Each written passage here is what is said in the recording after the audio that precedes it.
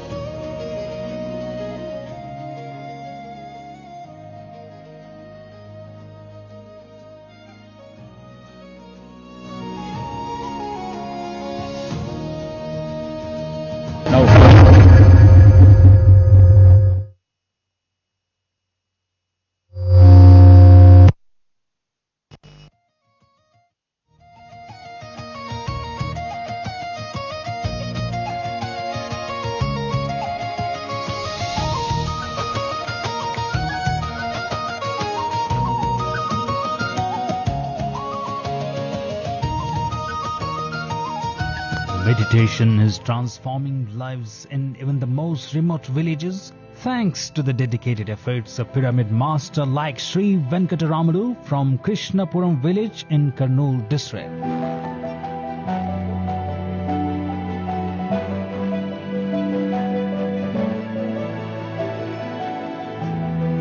A humble farmer and barber, Shri Wenat Rau was naturally drawn to meditation. For years, he practiced in solitude beneath a tree on the outskirts of his village. His spiritual journey deepened when he was introduced to Anapanasati meditation, opening the door to profound inner experiences.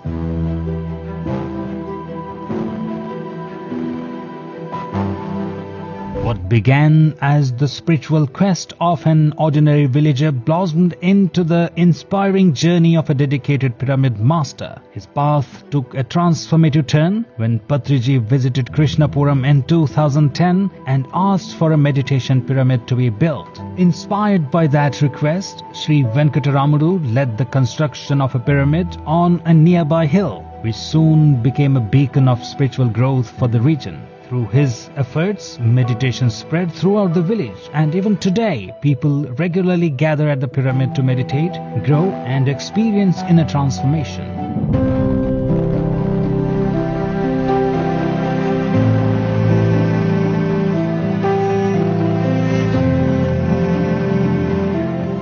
By dedicating his life to meditation, vegetarianism and Patriji's vision, Shri Wenat Rau has become a guiding light for many. His story is a testament to how one ordinary man can ignite extraordinary change in the lives of countless others.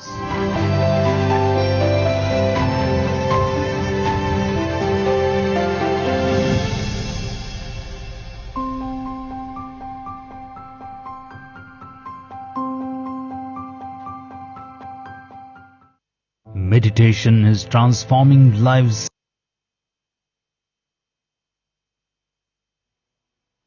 Yes,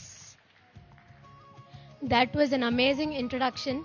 So in the morning we heard Chandra sir say that intention is what matters, right? So here all I see is intention of Mr. Ramadu. So I would like to welcome Mr. Ramadu on stage to share his experience in meditation and spirituality. Let's give a big round of applause and welcome him.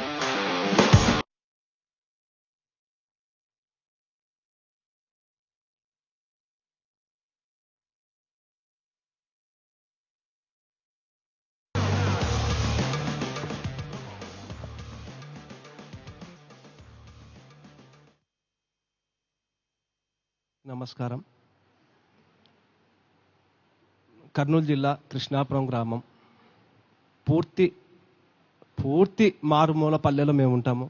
వ్యవసాయం చేసుకుంటూ జీవించే వాళ్ళం. అసలు ధ్యానం గురించి ఈ మాంసం తినకూడదు, మనకు ఆరోగ్యాలు బాగుంటాయి అనే విషయం మాకు ఏదీ తెలియదు గురువే. ఎప్పుడు పొలాలలో ఏ పందుల్ని ఏ జింకలను కొట్టుకొని తినేవాళ్ళం మేము. చిన్న వ్యవసాయ వృత్తి మాది.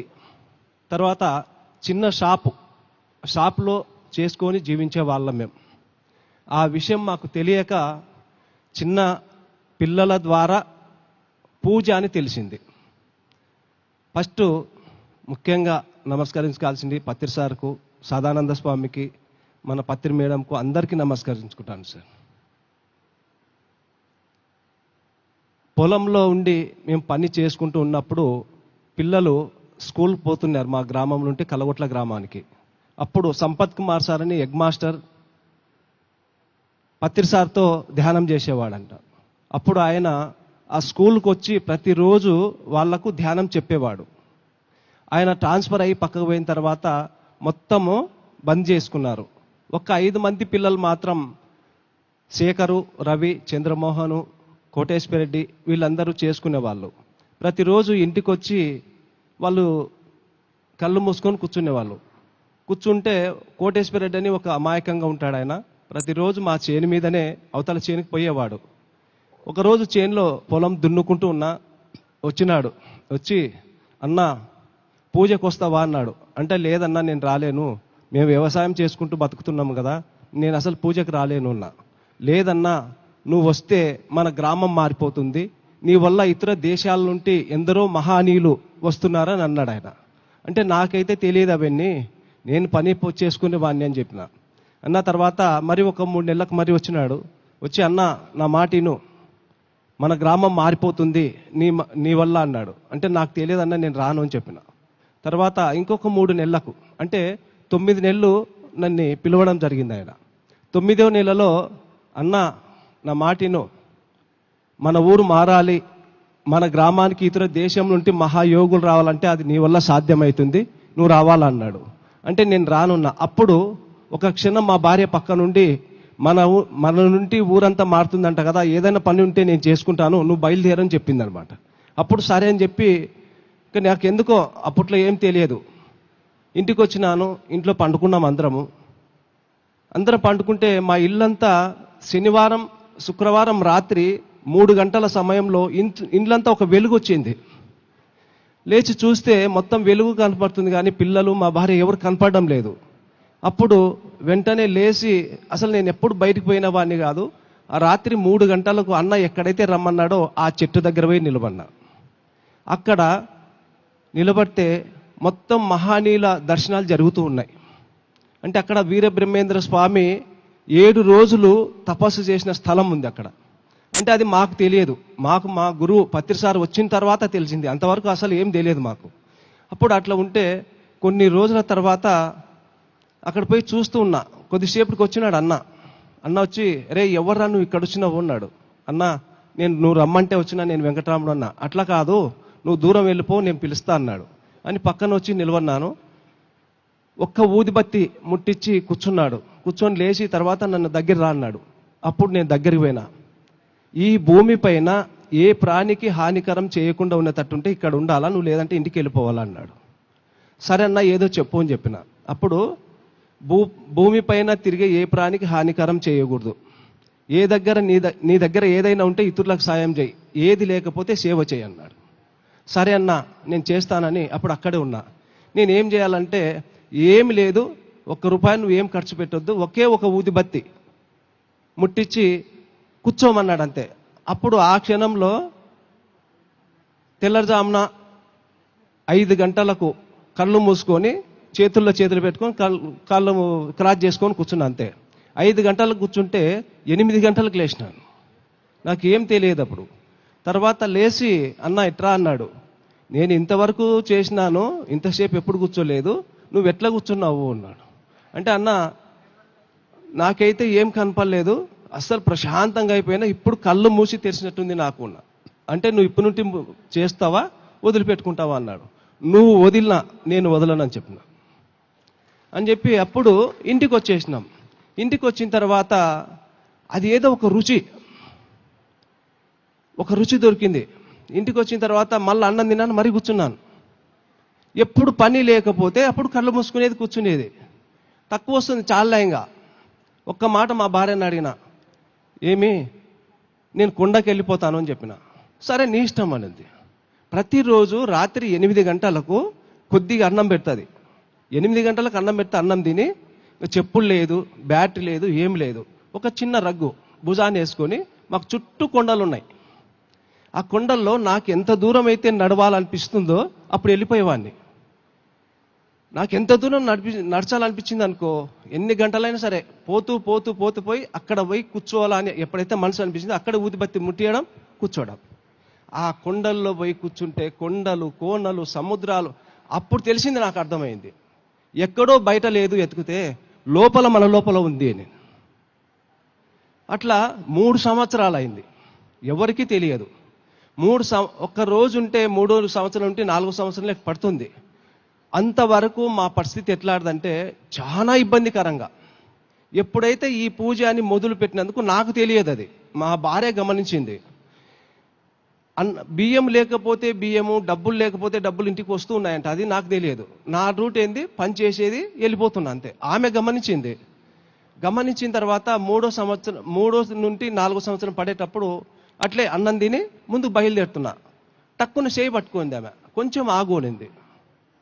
ఎందుకు ఇట్లా ఈమె ఆపుతుంది అనుకున్నా. అంటే 3 సంవత్సరాల వరకు నన్ను ఆపంది, ఈరోజు ఎందుకు ఆపింది అనే క్షణం కొంచెం నిలబడ కొద్దిసేపటికి ఉరుములు, మెరుపులు, విపరీతమైన భారీ వర్షం. ఇంటి ముందున్న ఇల్లు పడపడ పడిపోతున్నాయి. అంటే ఒక్కరు ధ్యానం చేస్తే ప్రపంచం అంతా అద్భుతం జరుగుతుంది అనేది అర్థమైంది. తెలియదు మరి ఆ సమయానికి ఆమె క్షణం ఆగంటే అంత పని జరిగిందంటే ఎంత ఉంటుంది చూడు. ఆగిన ఆయన కొంచెం పడింది, ఇంకా లేదు, ఇంక పోలే అని ఇంట్లోకి వెళ్ళిపోయి సమయంగా ఒక మూలకు మంచం చిన్న రూమ్ ఉంటే ఆ రూమ్లో పోయి కూర్చున్నా.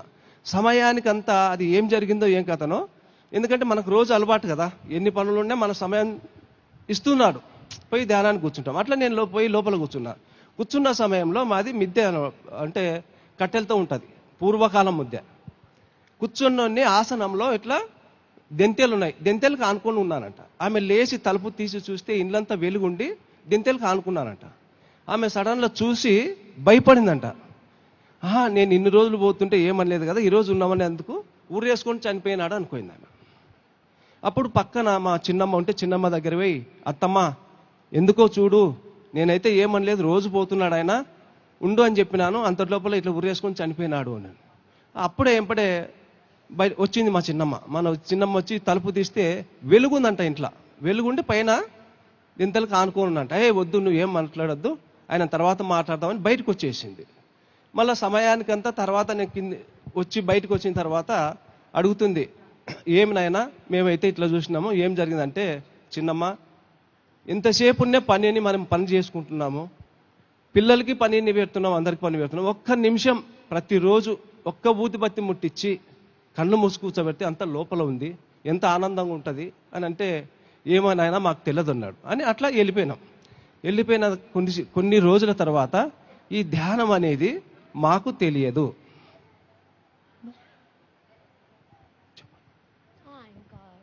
మాకు తెలియదు, అది అట్లుబడి ఇటుబడి కర్నూలుకి బుద్ధా పిరమిడ్కు పత్రిసారి వస్తాడు. అప్పుడు మా బాబు జ్వరం వచ్చింది. జ్వరం వస్తే కర్నూలు పెద్ద హాస్పిటల్కి పోయిన తర్వాత వెంటనే శేఖర్ ఫోన్ చేసినాడు, బాబాయ్ మీరైతే చేస్తున్నారు, ఈ ధ్యానానికంతా గొప్పవాడు పత్రిసారు పలానా పిరమిడ్కి వచ్చినాడు అని. మాకు ఊర్లో తప్ప టౌన్ ఎక్కడ అసలు తెలియదు అని. అప్పుడు తెలియని సమయంలో హాస్పిటల్లో మేము ఉన్నప్పుడు ఎంపడే ఫోన్ చేస్తే నేను ఎట్లా పోవాలనో తెలియదు. బాబుకు చెప్పి ఫుల్ జ్వరం ఉంది. ఒక్క మాట అనుకున్నా నేను, సరే ఆయన పెద్దవాడైతే గొప్పవాడైతే మేం చేసేది కరెక్ట్ ఉంటే గిన బాబు పైన చేయి పెడతాను, తగ్గిపోతే నేను వెళ్ళిపోతానే అనుకున్నా. అప్పుడు ఒక్క 3 నిమిషాల్లో బాబు పైన చేయి పెట్టి అట్లే నిలవన్నా. 3 రోజుల నుండి తగ్గని జ్వరము 3 నిమిషాల్లో కంప్లీట్ అయిపోయింది. అందరు give a huge round of applause for such a wonderful master coming all the way. Let us all clap a little louder. What a story. Thank you so much, sir, for making this pyramid and transforming so many people's lives. Like him, there's so many rural masters who are doing so much work to spread meditation to the grassroots level, and that is what Patriji has always stood for. He's not just for the class, he's for the masses. So let us clap for Patriji. Yes, that was an amazing wisdom sharing. So next up we have Master Lakshman's AV on how he worked and tried spreading meditation across his place. Yes, AV please.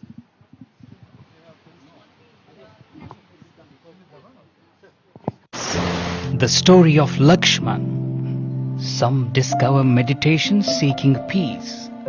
Others discover it when life leaves them no choice. Lakshman, a simple man from Pedimatku village, Jagtial district in Telangana, was born into poverty and struggled for survival from an early age.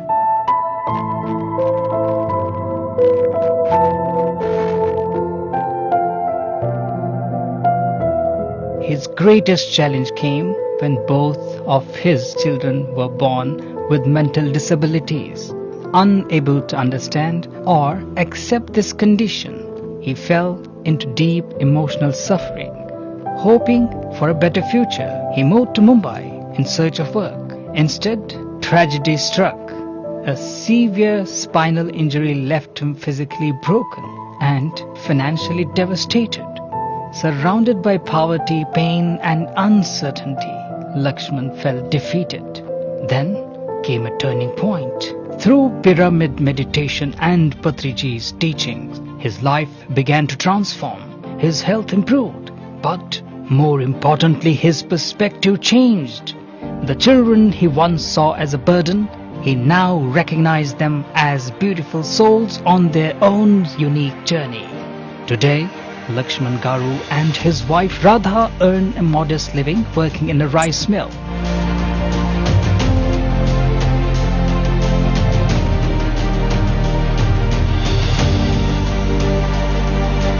Alongside their work, they dedicate themselves to spreading meditation, vegetarianism and pyramid energy.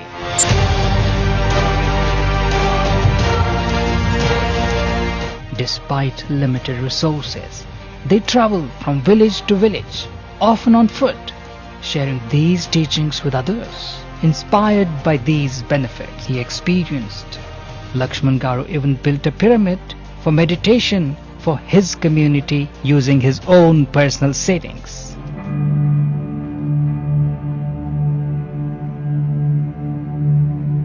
What began as a life filled with despair became a life filled with purpose, acceptance and inner peace. His journey is a powerful reminder that meditation can transform suffering into peace, purpose and happiness.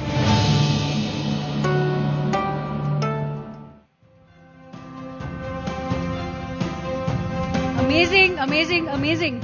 What a... Let us give a huge round of applause. Every single person may not come from a very happy-go-lucky lifestyle. They have some struggle, they are going through something or the other. But that's where meditation's impact really transforms people's lives. And this is just 2 or 3 or 4 such cases. We have thousands of case studies and they're available on PMC English and PMC Telugu. Please go watch these rural documentaries. This is a complete section, a complete playlist that we must watch. Andaram rural masters stories విని అర్థం చేసుకొని ఇంకా ఇది అందరితో share చేయాలి. అందరూ ఒక వాళ్ళ స్టేటస్ మీద, వాట్సాప్ స్టేటస్ మీద ఒక స్టోరీ పెట్టుకోవాలి.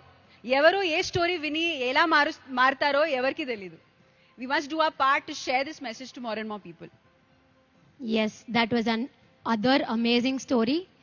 And next we have Master Shiva with us to share about his meditational experience. Before that, another AV please.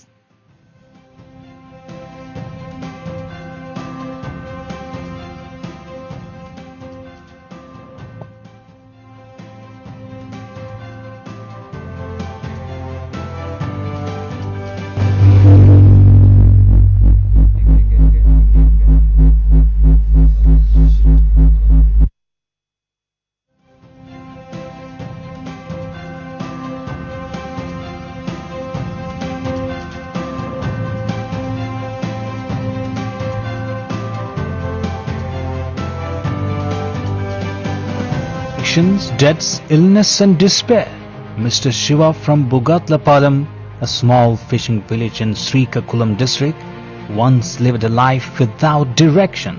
Born into a fishing community, he earned his livelihood through fishing and selling fish.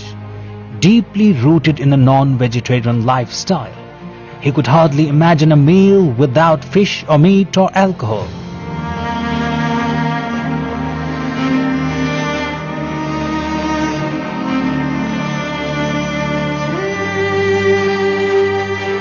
He worked as an RMP doctor. His addictions took a toll on his health, family and future. His wife left him, illnesses surrounded him, and doctors gave him little hope of survival. Feeling lost and hopeless, he felt death is the only way out.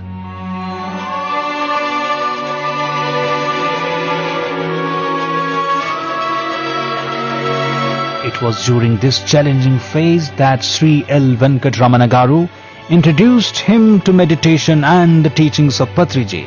What hospitals and medicines could not achieve, meditation made it possible.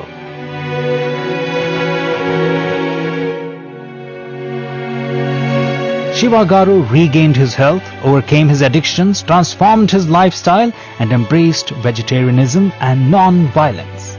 Today, he is dedicated to spreading meditation and spiritual awareness among fishing communities across Andhra Pradesh.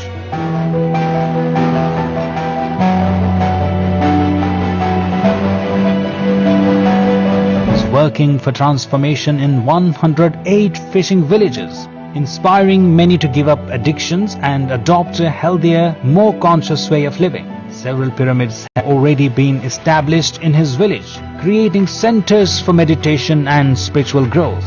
Under the inspiration and guidance of Dr. G.K., Shiva Garu studied Patriji's Bhagavad Gita teachings and now shares the essence of Bhagavad Gita with people across India and abroad, and helps people achieve physical, mental and spiritual well-being through his spiritual care center. His wife, Bhudevi Garu, and family now stand beside him, supporting his mission and serving meditation seekers.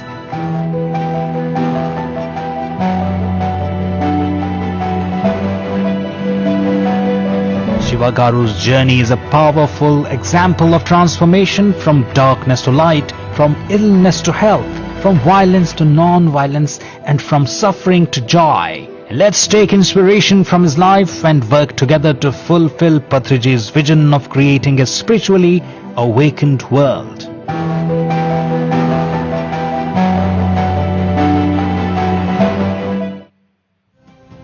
Let us give a huge round of applause to Shivaji. Please come and share his message, his story. A fisherman who is converted, who is transformed into a non-violent and a true master. Thank you Shiva Garu. Can we please applaud for him please? A loud applause. Perfect. Today I am taking the privilege to translate him for all of us who does not know Telugu. Thank you. Shiva Garu, please. Thank you. అందరికీ నమస్తే. ముందుగా బ్రహ్మర్షి పితామా పత్రిజ గారికి, స్వర్ణమాల madam గారికి, GK సార్కి, పరి madam గారికి, అందరి మాస్టర్కి ప్రణామాలు. నా పేరు శివ. మాదొక మత్స్యకారుల గ్రామం, బుడగట్లపాలెం అనే ఒక మత్స్యకారుల విలేజ్. లాస్ట్ శ్రీకాకుళం జిల్లా వరుస దగ్గర, వరుస బోర్డు అనమాట. అక్కడ నేను ఒక 30 yearsగా ఆర్ఎంపీ డాక్టర్గా చేస్తున్నాను అనమాట. సో అక్కడ ఏం తెలియదు, అసలు కాయగూరలు ఉండవు. ఒక 20 km వెళ్ళి మేము వెజిటేబుల్ తెచ్చుకోవాలన్నమాట. అలాంటి పరిస్థితి. ఒక పండగల పూట మాత్రమే పప్పు లాంటి వెజిటేరియన్ మాకు ఉంటుంది సంవత్సరానికి ఒక్కసారి. So Shiva Garu is based out of a fisherman village. By profession is a regional medical practitioner, what we call as a RMP. So the place where he is, there is no source of vegetables available there. Unless it is a festival kind of an occasion, they don't really have vegetarian food. So మెడిటేషన్కి ముందు ఎప్పుడు తిరగడం, తినడం, తాగడం తప్ప ఇంకొకటి తెలియదు. శ్రీకాకుళం జిల్లా దాటి కూడా వెళ్ళలేదు నేను. సరిగ్గా మాట్లాడడం రాదు అస్సలు. నో కామన్ సెన్స్, అసలు ఏమీ తెలియదు. So before meditation, all he knows is definitely eating non-veg or alcoholism, and he didn't had a chance to even go out of his district, Srikakulam. అస్సలు బాధ్యత ఏం లేదు, కుటుంబాన్ని పట్టించుకోవడం కానీ పిల్లల్ని చూడడం కానీ లేదు. 40 years అసలు ఏం జరిగిందో నాకు తెలియదు. 40 years 2016లో 2016లో ఈ మెడిటేషన్ ఒక టీవీ మెకానిక్ ద్వారా మెడిటేషన్ తెలుసుకొని 2 నెలల్లో హై బీపీ, హై కొలెస్ట్రాల్ అన్ని పూర్తిగా 2 నెలల్లో పత్రి సార్ ఏదైతే చెప్పారో శ్వాస మీద ధ్యానం, స్వాధ్యాయం, సద్జన సాంగత్యము మరియు ఆల్సో మెడిటేషన్ ప్రచారం 10 years ఇప్పటికి అయింది. 10 years నుంచి ఏ రోజు నేను వదలలేదు ప్రసారంతో సహా. Beautiful, beautiful. So what he's saying is, for about 40 years, he didn't realize that he has any responsibilities. All 40 years, there was no responsibility that he was taken up. 2016 is when he was introduced to Patriji meditation, and that has changed everything for him. In the 10 years, everything has changed for him. And he's talking about dhyanam, which is meditation, and pracharam. Yeah. Dhyana He was spreading meditation. So అతి తక్కువ టైంలోనే ఒక 2 months అన్ని తెలుసుకొని నా జీవిత లక్ష్యం ఏంటో నేను తెలుసుకున్నాను. పత్రి గారు మా ఇంటికి 3 సార్లు రావడం జరిగింది. మత్స్యకార గ్రామాల్లో అందరూ చాలా మంది ఈ వృత్తిని మాని చాలా మంది శాకాహారులై 8 పిరమిడ్లు కట్టుకున్నాం. So within no time, he was able to complete 8 pyramids. One village. 8 pyramids is a big number, guys.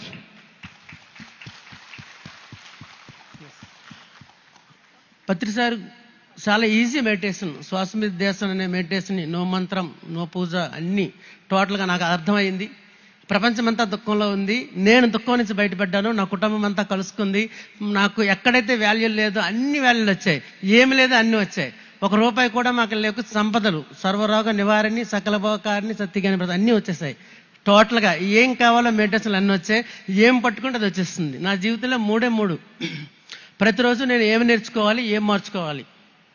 Next నిష్కామ కర్మ, ఏమి ఆశించకుండా ధ్యాన ప్రచారంకి ఎప్పుడైతే వెళ్తామో ఆటోమేటిక్ ప్రకృతి అంతా మన వైపే ఉంటుంది. పర ఉపకారం అన్నప్పటికీ పరమాత్మ మన వైపు వచ్చేస్తాడు, సర్వం మనకు వస్తుంది. ఆ సత్యం తెలుసుకున్నాను. చివరిగా ఏంటంటే విడవన పట్టుదల విజయరాయసం. నేను ఎప్పుడు ఏది వదలలేదు.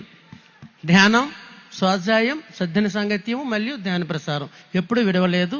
నేను గట్టిగా నమ్మేది ఏంటంటే విడవన పట్టుదలే విజయ రహస్యము. ఎవరైతే విడవకుండా ఉంటారో వాళ్ళు కంపల్సరీగా ఈ భూమి మీద విజయం మనం సాధిస్తాం. Beautiful. So within no time, he has realized his life purpose, his soul purpose. So he was really looking at only 3 aspects in his life. One is ధ్యానం, స్వాధ్యాయం, మూడు. ఫస్ట్ది ఓకే రైట్, విడవన పట్టుదలే విజయ రహస్యం. రోజు నేను ఏం మార్చుకోవాలి, ఏమి నేర్చుకోవాలి. So the first thing that he wants is, what is that he wants to learn in himself, and what is that he wants to change in himself. That's the first thing that he was looking for. మరి పత్రి sir ఏం చెప్పారంటే, నీకు తెలిసింది ఏదైతే ఉందో అది నిష్కామ కర్మగా చేయి, and జ్ఞాన ప్రచారం చేయాలి. as Patri sir has informed him, whatever he has learned, he is spreading that across, he is sharing this knowledge across. ఏం వస్తుందని ఆశించుకుంటే ఎప్పుడైతే చేస్తామో అన్నీ మనకు ఆటోమేటిక్గా వస్తాయి. అది సత్యం. ఆ తర్వాత పత్రి సార్ ఒకసారి నేను మాట్లాడినప్పుడు ఇలా అడిగాను, నేను సారు ఇలా మా ఊర్లో ఎంత అద్భుతంగా ఉంది, నేనేం చేయాలంటే నీకు అన్నీ చేస్తావని చెప్పి ఒక పిరమిడ్ని కడతాను సార్ అన్నాను. నేను ఓన్గా కట్టాలి, అందరికీ చేయాలంటే నువ్వు చేసేస్తావని చెప్పారనమాట. భగవద్గీతలో తర్వాత నాకు భగవద్గీత కూడా ఒక అనుభవం ద్వారా డాక్టర్ జీకే గారు ఒకసారి ధ్యానంలో కూర్చున్నప్పుడు వచ్చి నువ్వు భగవద్గీత చదువు అన్నారు. ఆ తర్వాత టోటల్ భగవద్గీత 3 నెలల్లో వచ్చేసింది. అర్థము, అంతరార్థము, పరమార్థం, total Bhagavad Gita. So in one of his conversations with Patri sir, when he asked, what is that I can do? Patri sir has suggested him to build a pyramid. He wasn't sure if he is able to do that or not. But Patri sir gave him the confidence that he can do it, and he proceeded with that. And also during his meditational experiences, one of the master has suggested him to read Bhagavad Gita, to learn Bhagavad Gita. And miraculously, he was able to complete the Bhagavad Gita in just 3 months of time. Okay, మెడిటేషన్కి ఎక్కువ లాభం పొందాను నేను. కనుక గురువుగారు ఏం తీసుకోరు కనుక ఆయన దారిలో ప్రయాణించడమే నా కుటుంబం అంతా కూడా, మా గ్రామము అంతా, జిల్లాలో 30 సెంటర్లు పెట్టాం, శ్రీకాకుళం జిల్లాలో. నెక్స్ట్ 2 రాష్ట్రాలు కూడా భగవద్గీత ధ్యానం చెప్పడం జరుగుతుంది. తర్వాత చాలా అద్భుతంగా జీవితం ఉంది. 10 years నుంచి ఎటువంటి ట్యాబ్లెట్లు వేయలేదు, ఏమనుకుంటే అవే జరుగుతున్నాయి, అన్ని కూడా జరిగిపోతున్నాయి ఆటోమేటిక్గా. ఏ బుక్ పట్టుకుంటే ఆ బుక్ వస్తుంది. అష్టవక్ర గీత కానీ, మరి వశిష్ఠ గీత కానీ, భగవద్గీత కానీ, వేమన కానీ, గురువాన కానీ అన్ని కూడా. ఇప్పుడు ఈ రోజు నేను తీసుకున్న నిర్ణయం ఏంటంటే ఇమ్మీడియట్గా 3 నెలల్లో హిందీ, ఇంగ్లీష్ నేర్చుకొని ఇంక నేను వెళ్ళడమే. ఎందుకంటే పరి మేడం, జీకే గారు, గొప్ప గొప్ప వాళ్ళందరూ కూడా ఎంత చేస్తున్నారు కదా, వాళ్ళకు కూడా మన నుంచి కొంచెం చేయూతనివ్వాలి. ఇంకా చాలా వేగంగా ఆల్రెడీ అయిపోయింది, ఇంకా చాలా ఫాస్ట్గా అవుతుంది. So, during his journey, throughout his evolution, he was able to transform even his family members and also the people around him. Most of his villages, being a fisherman village, he was able to transform them to meditators. And post which he has almost 8 of the villages has been converted to meditation villages right now, with 8 pyramids in each village. And right now, what his intention is to learn both Hindi and English, 2 additional languages, so that he can do a selfless service by teaching Gita and spreading Gita meditation to the outside world as well. Amazing. Thank you so much for this wonderful message. Yes, sir. Final message.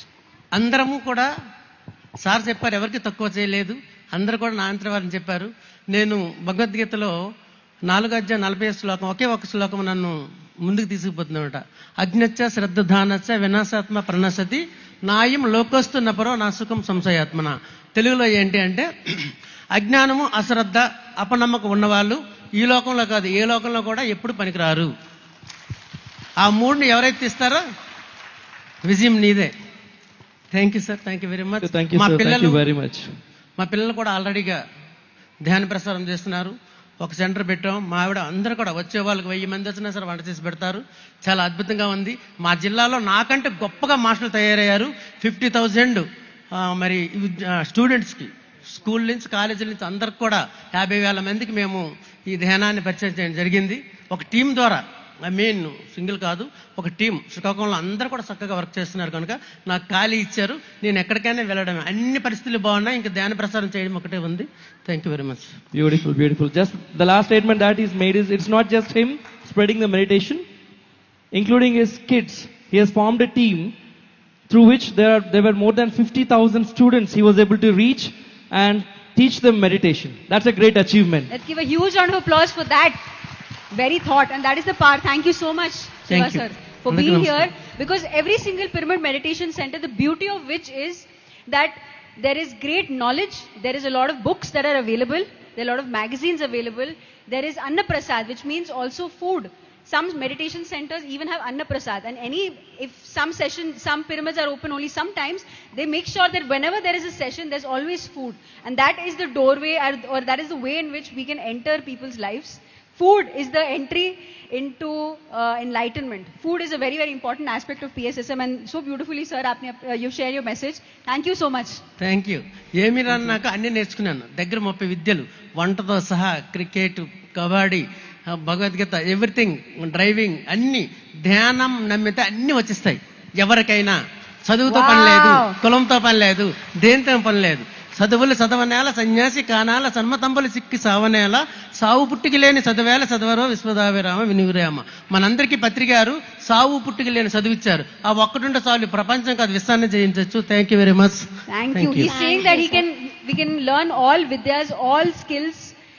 Whoever feels that meditation means they're only meditating, no, we're doing everything, mastering every skill, not only being on stage like this. Every single one of us is a volunteer here. At the back we're working, we're making sure we're part of everything, and that is a true pyramid master. Let us give a huge round of applause. And today we have our last 4th master. Yes. I learned meditation from him. Master Linga Reddy ji, he and Maruti ji, we learned meditation from them. Let us welcome the Goa team, who have come all the way from Goa. And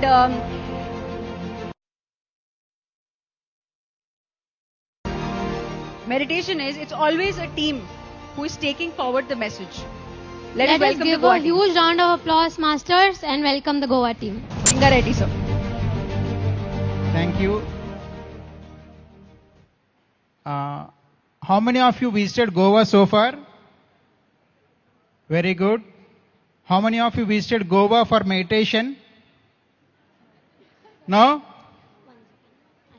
It's time to visit Goa and do meditation over the beaches. Okay? So we have been doing this Dhyana Goa project for the last couple of years, along with the support of Goa government and we have people from Goa who joined with us. Okay, and the Goa government has given us a meditation pyramid over the Miramar beach. It's in the prime area of Goa. So I would like to introduce Mr. Navnath Vatteji and the other people who supported us through this journey. Over to you, Navnath, sir. Thank you, Linga sir. And namaste to all the participants. We as the Goa team here, we have started for last 3 years conducting the meditations every month. We conducted last full moon meditation on Miramar beach. Then we conducted the Buddha Purnima meditations with the dignitaries from the Goa and the spiritual masters from across the India and even from the outside the world. So Linga Reddy and Dwarkanath ji has played a very great role to establish the Goa meditation chapter over there. And now we masters who has developed over there holding the rings and we are conducting the regular meditations. We are carried out conducting the meditation in the police force, jails, in the colleges, in the schools, and regular meditations are being done over there. So even going forward, 15th and 16th of August, we are planning to have a meditation in the Goa. And I request all the participants to come to Goa for meditation as well as for your recreation. So you all know Goa comes, but now you can come for the meditation as well along with the other recreating activities. So maybe I will tell how basically I started over here. I was working for the corporate companies and I had a diabetes very early age at the age of 30. Then I had a spondylitis. Even after surgery also I was not getting the pain relief and then diabetes. And then I came across the meditation. I started with Vipassana and then so many other streams as well. But once I was attending the virtual e-meet with the Patriji on Pyramid Marathi channel, and I was just thinking I don't know anyone. And if I could get the opportunity to speak to the Patriji, it will be so great. And you will not believe Patriji called me, Navnath Swami, you speak, when nobody knows. Then I spoke to him, he gave the wisdom, word of wisdom. And then one thing stuck with me is that Patriji said, read the others' books. I am not your guru. So, your Shwas is your guru.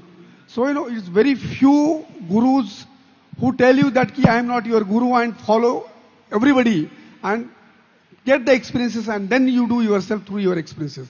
I think that is stuck with us and that is what we wanted to take forward. And also one more thing, we feel that as you know, a lot of international tourists comes to the Goa and Goa can be the portal to even reach to the global countries, to the international people, because people visit over there and then a meditation pyramid is going to come right on the beach, which I'm sure everybody comes to the Miramar beach. So I think you can now do the meditation in the pyramid beach also. So I just request other participants if something they would like to share. Thank you, sir. Thank you so much for that wonderful sharing. Yes, ma'am.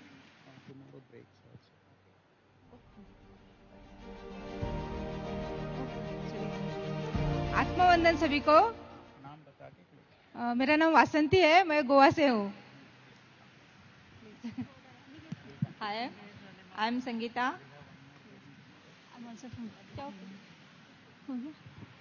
आत्मवंदन masters, मेरा नाम सुरेखा है और आप please please please Goa में आ जाइए और गोवा में meditation बढ़ा दीजिएगा और सबको इनविटेशन है 15 को प्लीज जरूर आना है। गोवा की उन्नति के लिए आपको जरूर आना है गोवा में। Thank you. Hello everyone, my name is Maya and we all are Sangeeta, Vasanti, Surekha and me is the sisters. My elder sister is Vasanti. She has brought us in the PMC and we are very glad to her that she has introduced us to the PMC and has changed our life drastically. Now our whole family is in the meditation and thanks to her, and I just wish everybody will come to this PMC family and be a group of that. Thank you so much. Thank you so much for that wonderful sharing. And you guys are doing so much for PSSM and spreading meditation. I think they're the prime examples for spreading meditation and doing seva through Tan Man Dhan. That's what Patri sir has always said to us. So let's felicitate all our masters who are doing so wonderful job in spreading meditation, pyramid energy and ahimsa to the world. Let's give a huge round of applause and felicitate them. To felicitate the masters, I call upon Miss Livia Devi. Music, please.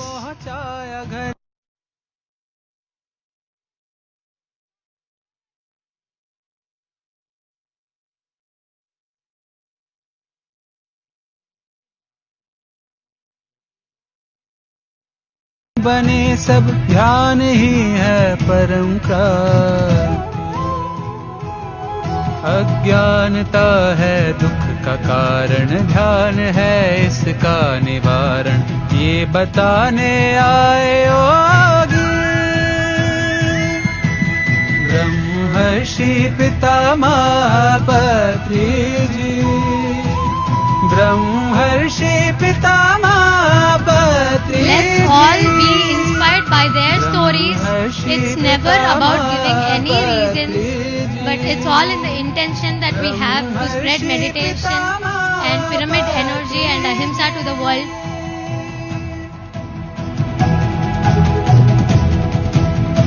Please give a huge round of applause.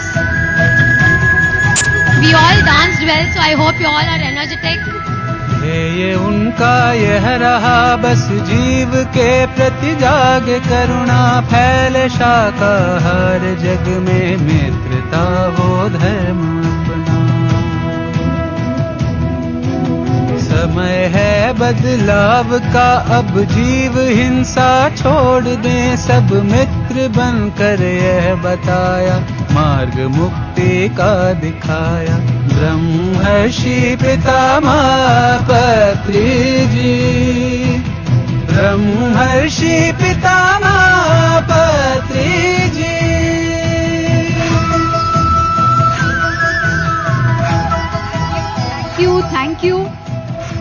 Thank you so much.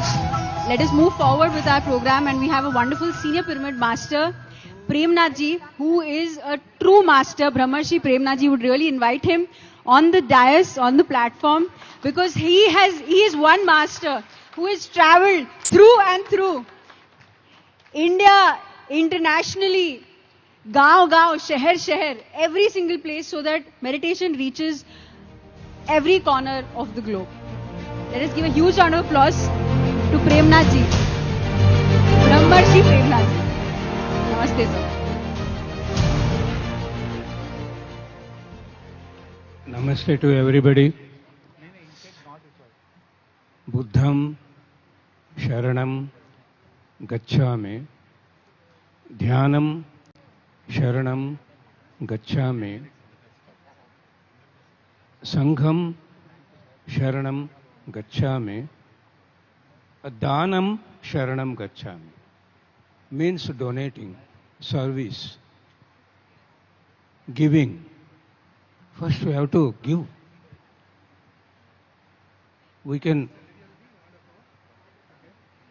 get the result in multiple factors without any expectation. I started my meditation in 1997, August 3rd. Guruji Patriji taught me meditation. At that time I was doing business, and after 3 years I left my business. I sold my property. Just I am traveling everywhere and teaching meditation, and I am so happy. When I left my business and sold my property, total family was against to me. How you are going to live? Just I spread meditation. I earned thousands and lakhs of friends like you. We are all friends from so many incarnations. We are all, PSSM is the family. We are all one family, Vasudhaika Kutumba. Dharma means have to look after our family. We have to do volunteer work, teaching meditation, spreading meditation, and service. giving. Whatever we have to give. Now I don't have money. I have the wisdom. So I am traveling everywhere. Before meditation, I was able to talk only one language, Telugu. Now Kannada, Hindi, English. Only with the help of meditation, I got the wisdom of all the languages and courage and self-confidence. So masters, wherever any program happens, it is our duty, dharma, to donate. Dhaname dharmamu, dharmame punyamu. Whatever you achieve, happiness, peace and everything, no benefit to anybody. If you give, whatever it may be, money, wisdom, work, it will be multiplied. You have to take only the punya karma to the higher worlds. So we have to know this is total family. It's a big task for limited people, for limited organizers. So we have to give hand to everybody. If you donate money for Annadana, how much you can get the wisdom and punya? If you donate 1 lakh people food to anybody, if you donate to one yogi is equivalent to you. We are all yogis. Oh, we have to donate 1,000, 10, 5,000. How much we want? This is the occasion to give for this success to this program, MMS, Mega Meditation Summit. I always request everybody in every program. In Kartal, for Kartal program, 3 months I will beg everybody, please donate. Have to beg everybody for all the programs, and we have to give.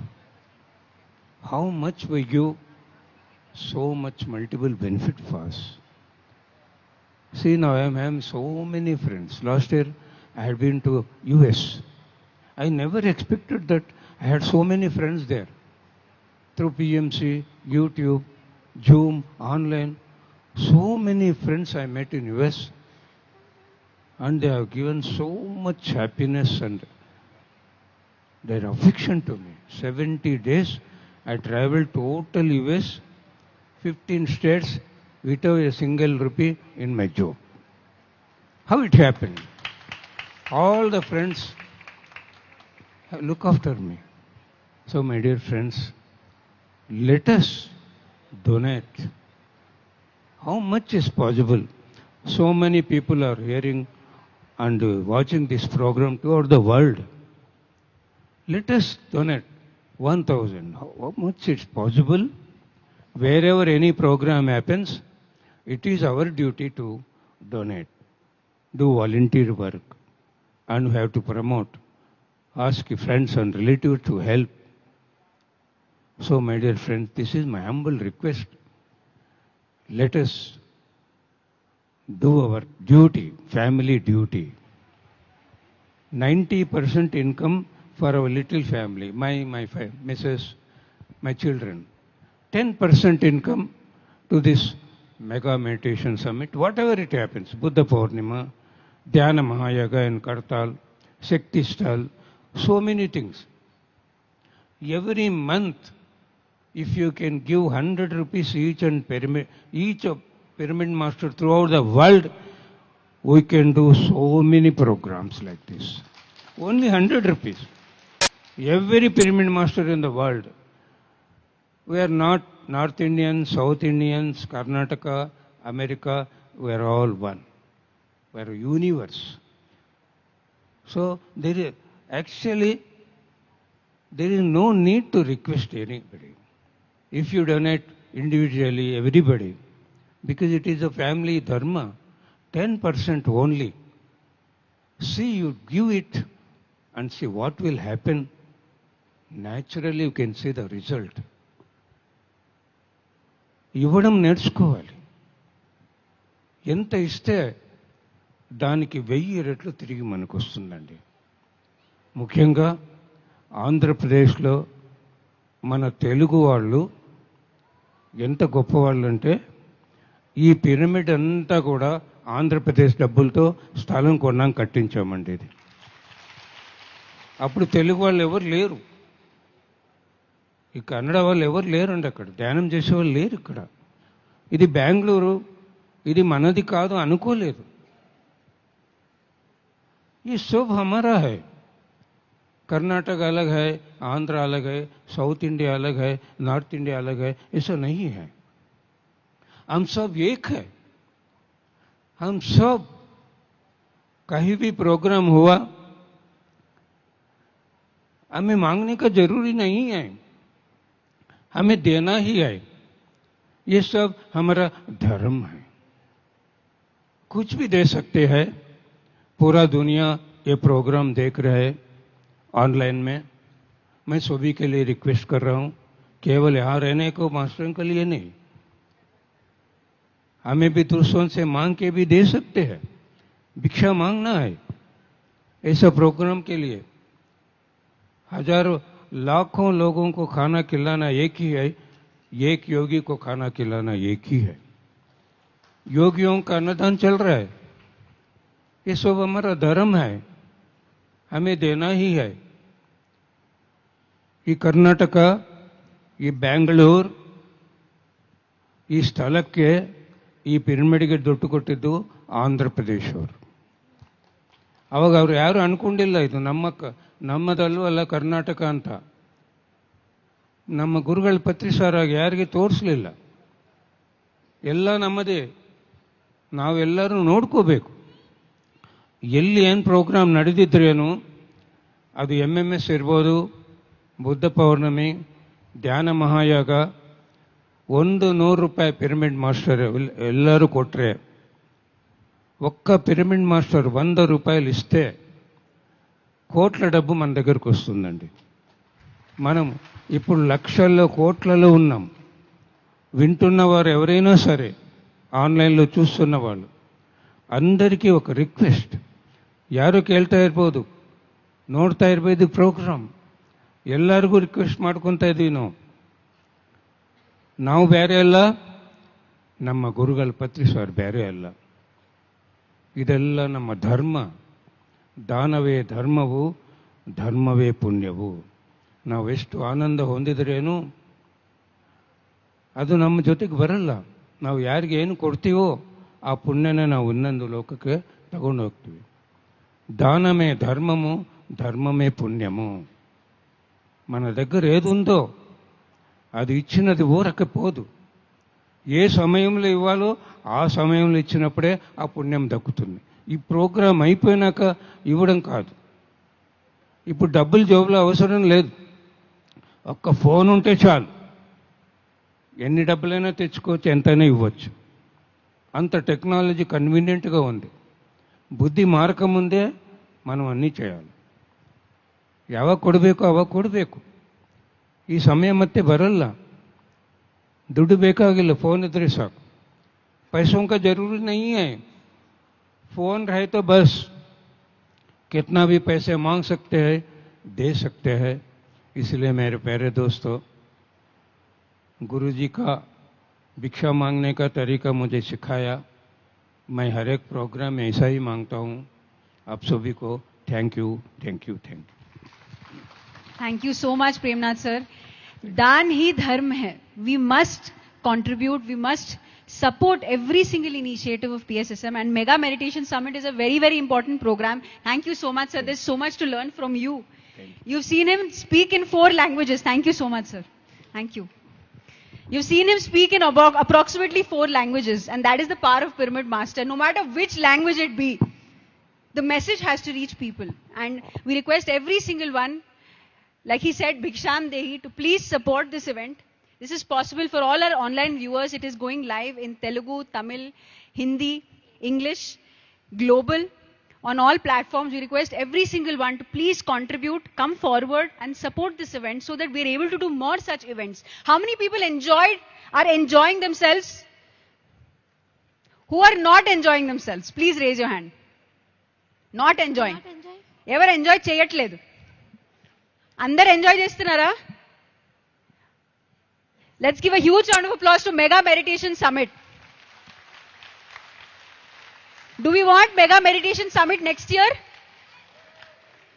No, the energy is not enough. Where is this? Where is the noise? Where is the Josh? Do we want Mega Meditation Summit every year? Across the world, across the globe, wherever it happens, will we go? Will we support? We all must support. Like how Premna ji said so powerfully that every single event is our event. Is this your event? Do you feel this is your event? Do you need to ask yourself for support? Do you need to ask yourself for support? You know we have to support. So we have everything available. We have technology. Downstairs, we have a PSSM Global stall. We have all our online viewers. Please find the link on Mega Meditation Summit website to come and contribute. We are all in this together and we want to make sure that every single one, we will not stop until the last person is a meditator. Are you with us? Are you with us? Are you with us? Amazing. Thank you. Yes. So, and I also hope you had amazing lunch or breakfast in the 1.5 days that has been gone. So you had amazing food, right? It was yummy. So we would like to request you to contribute to Annadana as well. There's QR code in Annadana counter as well. So it's a humble request. If you're enjoying the complete event, please make whatever contributions you can. Thank you so much. And also, before you forget, before you go right after the session we have today, don't postpone to the next day. Here and now. Like Kabir says, Kaal kare so aaj kare so ab. Pal mein pralay hoga, bahuri karoge kab. So now, here and now, just do it. Don't think 10 times. This is yours. Thank you. So let us move to the next program. Thank you. Yes. So prepped up for the next session? No? Yes. Meditate. Are we ready to go within? Awesome.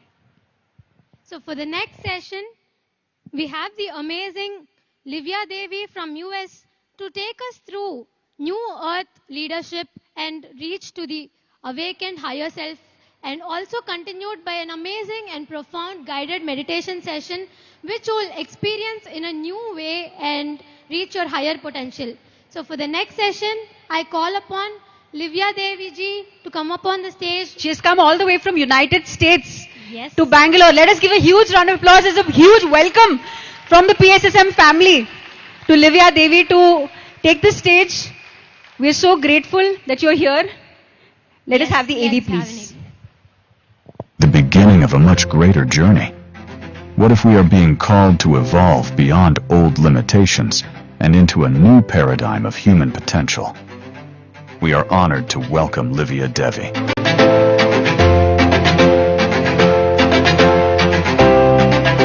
An internationally recognized mentor, transformational leader, and trance channel for the 7D Arcturian Council of Light.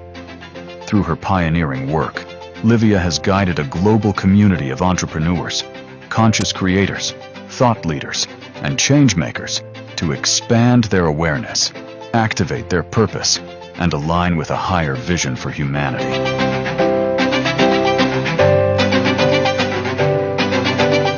Co-creating her teachings with the Arcturian Council of Light, she shares powerful insights on consciousness, multidimensional awareness, abundance, leadership, and the emergence of what she calls the New Earth, a future built on unity, wisdom, innovation, and heart-centered living.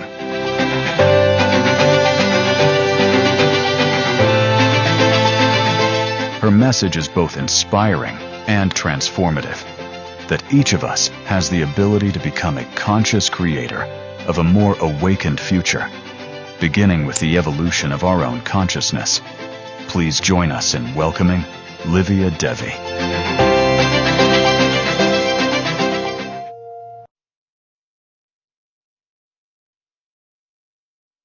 Huge round of applause.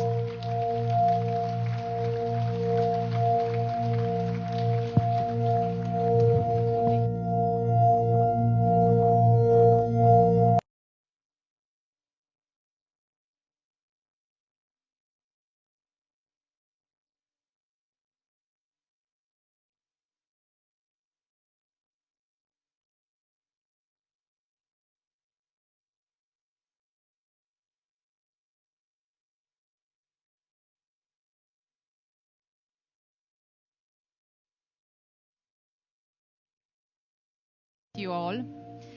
And today we will go a little bit deeper. I have some slides for you. In connecting with the frequency of the new earth. And what is this frequency? Why are we here all today? Why did we gather here? What is the reason that we are coming together? What are those elements that is keeping us, every cells of our beings and every souls together? It's just frequency. And as a fifth dimensional mentor, I work with people all around the world to actually tap into their highest soul expression and into the frequencies that are all around them and that are also connected to their higher consciousness. And as you see in this first slide, we are speaking about leadership.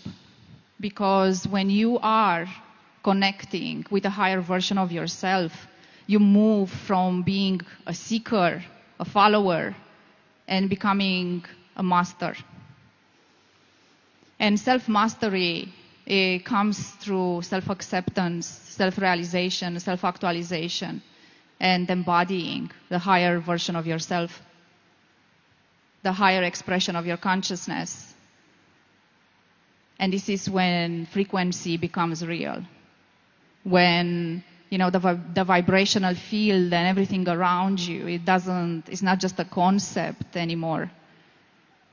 It's not something that you are tapping in from time to time, but becomes something that you are co-creating with consciously every day.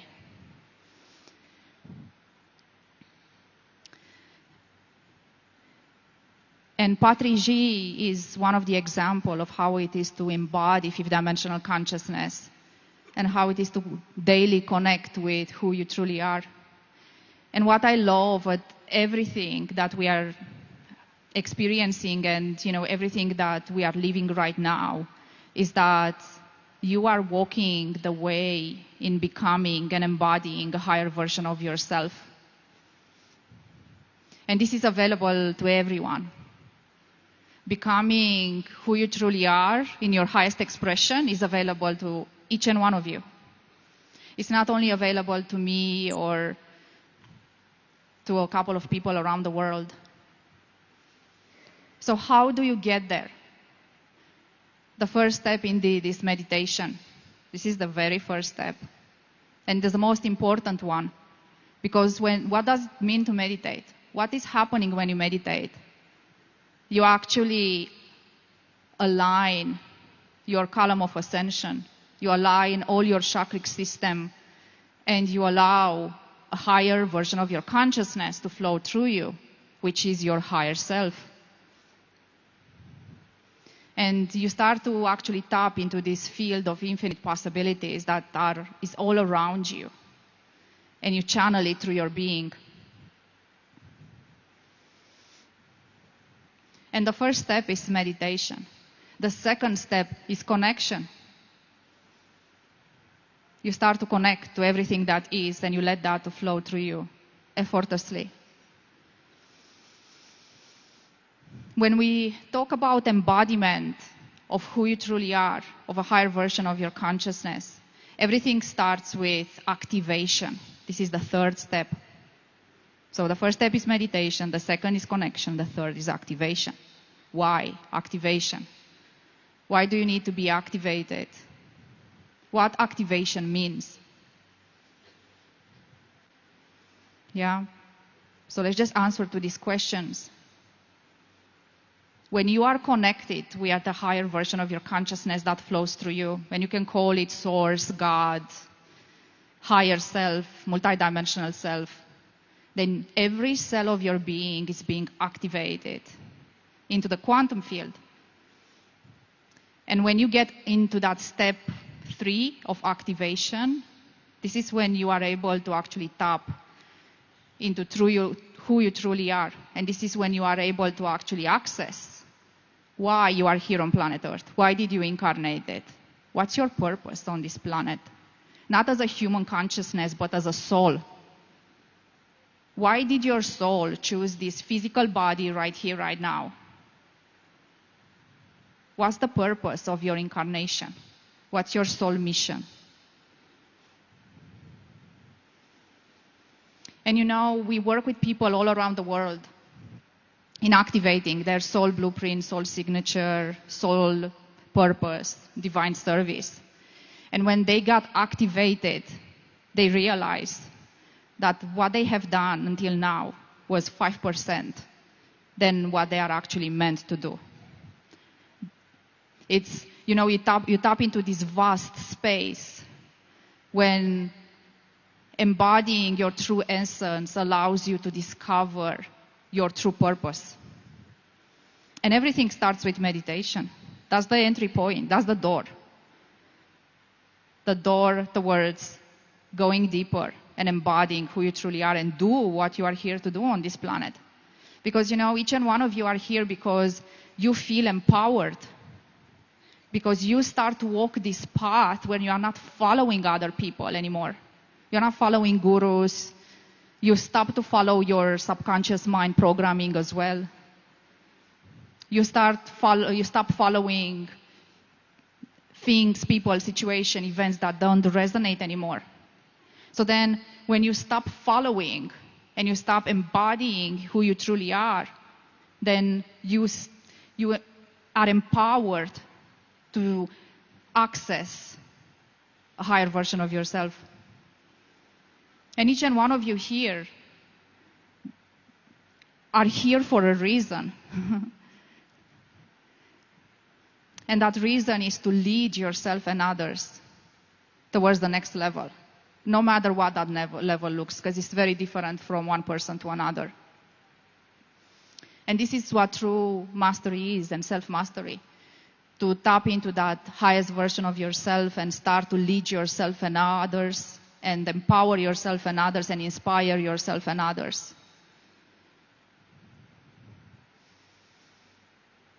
And one of the most important things of an embodied fifth dimensional leader, and I'm speaking about fifth dimension, not third dimension, because we saw leaders all around the world, you know, in governments and presidential institutions and different structures, that they are not tapped into the fifth dimensional consciousness.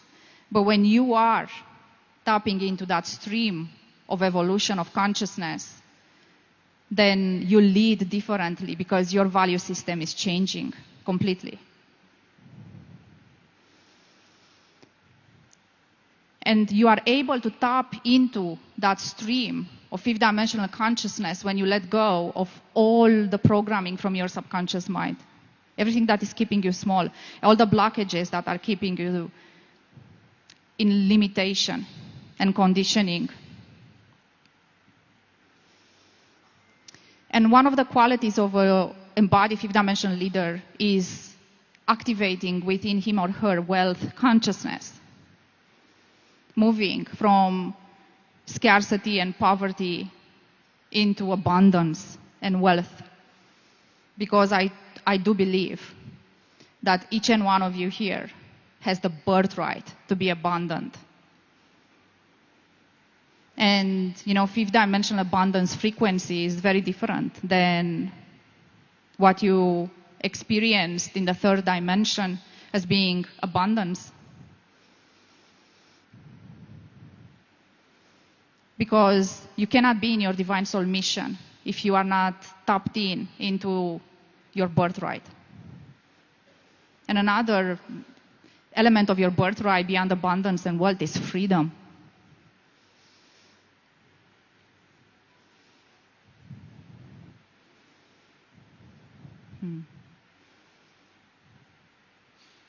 How many of you are free and are feeling truly free in your heart and souls? You know, we are all looking for enlightenment, but true freedom is actually felt into your heart consciousness. It's not about how long and how many hours you meditate. It's about the connection that you are making in that spot of connection.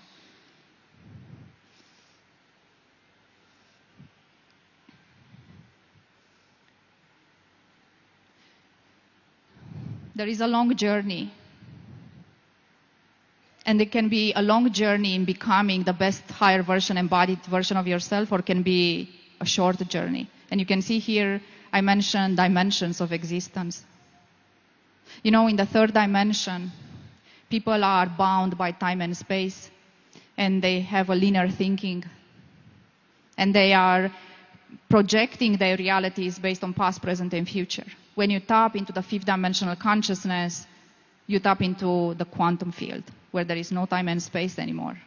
And this is where manifestation comes into play. This is when you can instantly manifest, embody, and empower others. This is where the shortcut stays. And we are here, all of us here, to understand that in order to become the highest, most empowered version of ourselves, we don't need to hustle and grind. We don't need to take 20, 30 years in trying to seek who we truly are. We don't have this time anymore. The planet is ascending. There are Gaia, this incredible star planet, is beaming the human resonance and so much frequencies to awaken so many human souls. And why do you think you awaken? To just take another 20, 30 years of soul searching? No. You awaken because you are here to lead others. You are here to take action. You are here to become who you truly are. You are here to experience freedom, to experience abundance, to experience liberation, to be liberated of everything that is holding you back in your subconscious mind.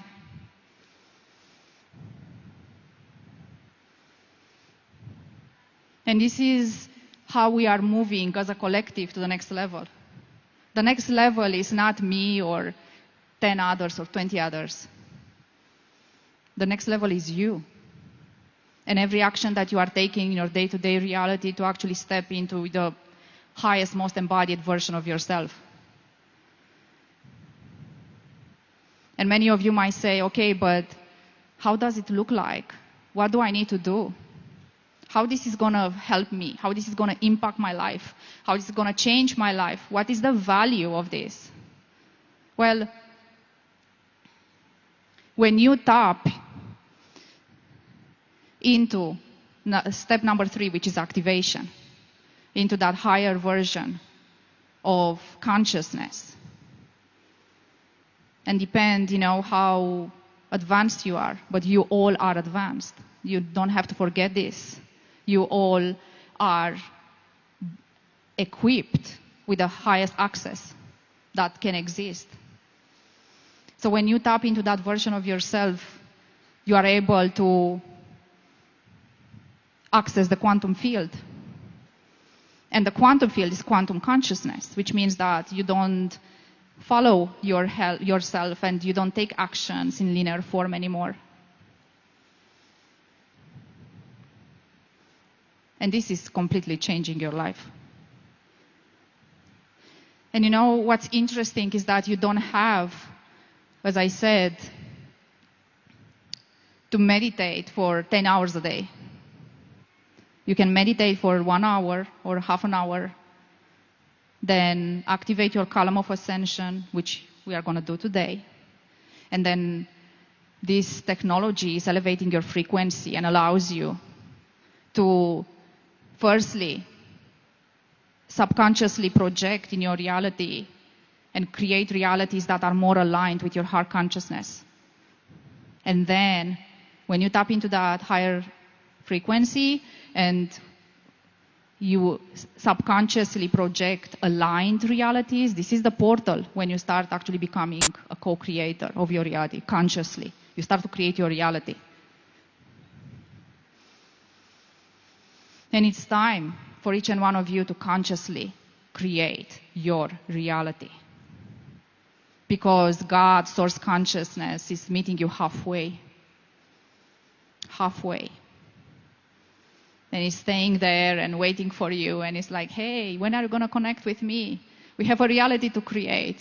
You put in this vortex of creation so many desires. You want to live all these dreams. This is amazing. Let's do it. And he's sitting there and waiting and waiting and waiting and waiting, and you don't show up. Not because you don't want, just because there are these 3 simple steps that are not taken. Meditate, connect, activate.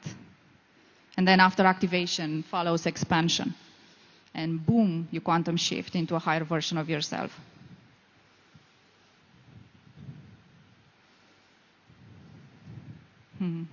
I have so much to share with you. I prepared those slides, but I'm not following them. Because I can teach so much, but there is, one interesting thing that I learned these days, simplicity.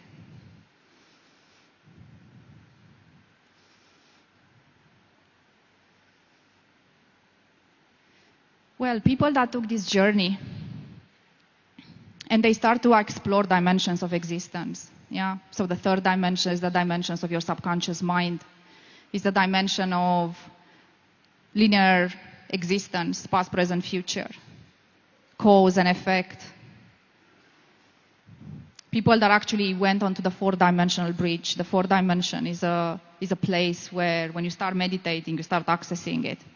It's like a bridge that have multiple infinite vortexes that you can tap in and can connect with soul and star family, galactic families, higher self, different avatar versions of self.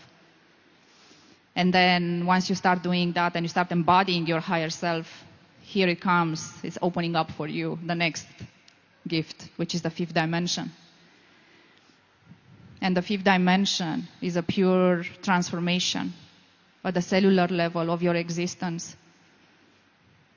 Is when you are streaming from quantum consciousness. When you are not separated anymore of anything that is, and every cell of your being is radiating that of who you truly are. So people that took that journey and embodied 5th dimensional consciousness, guys, they came together into a beautiful co-creation that took form this year as a book called Newer Leadership. And it's a co-creation that brought us together when we are speaking about different ways of leading yourself and others. It's for everyone, this book, but especially for the ones that they want to be in leadership positions. They want to take action. They want to impact at the global level.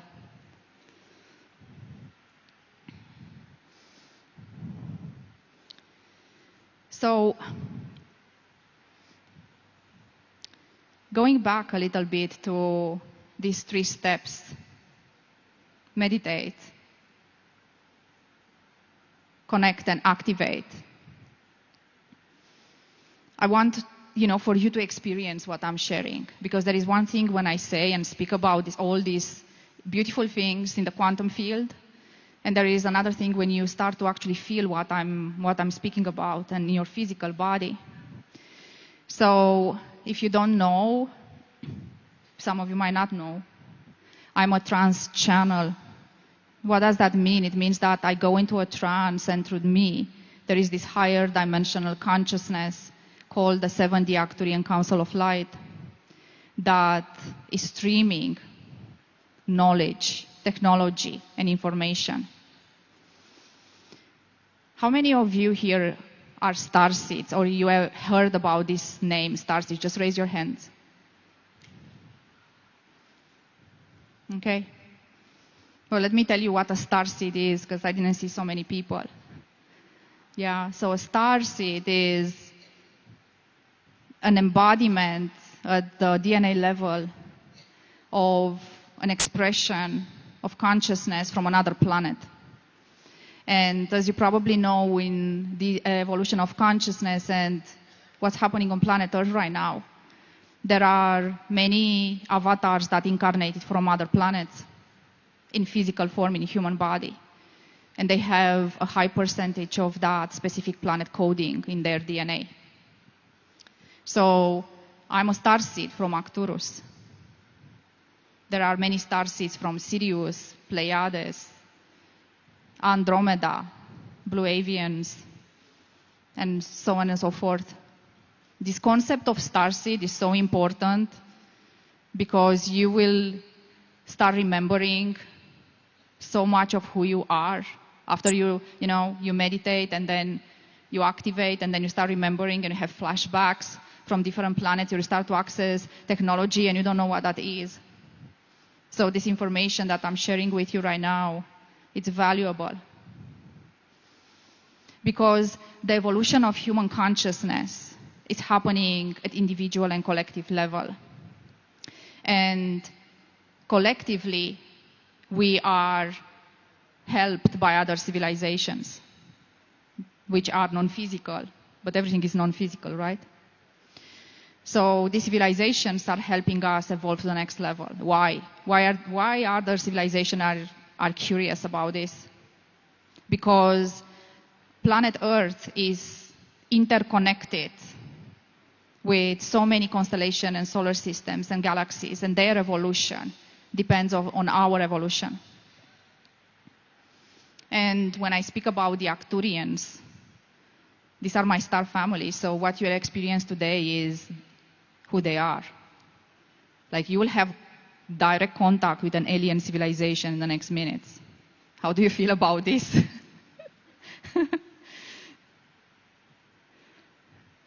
This is the innovation that Patrici and Pari brought it to us. You know, Patrici was a visionary. He was so ahead of his time. But this doesn't mean that what he accessed cannot be activated within each and one of you.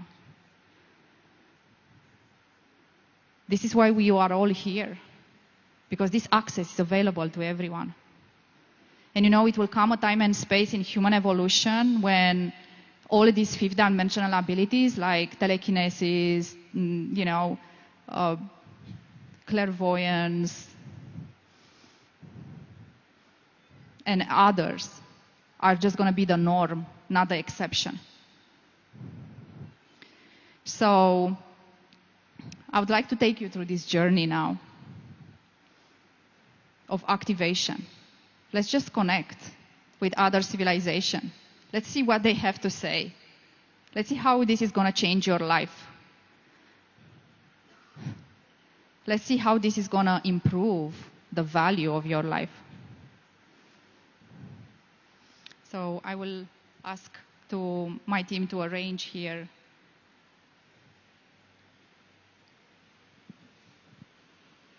So I need a chair and I need a microphone. Yeah. How much time do I have from now?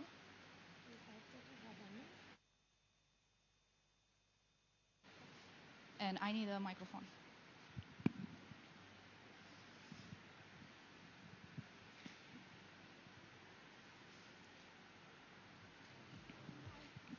So let me introduce you a little bit about what is going to happen here and who are the Arcturians. Yeah, so the Arcturian Council of Light, the ones that you are going to connect with, is an interdimensional civilization from the 7th dimension. Where are you now with your physical body is the 3rd dimension. Where some of you are with your consciousness is 4th dimension max. So these people, these beings are coming from the 7th dimension and are bridging with you from the 4th dimension to activating your consciousness. So they are a civilization from a planet called Arcturus from Booth constellation. You can look online if you want to see the constellation. And they are helping humanity for thousands of years to evolve. How? To evolve consciousness.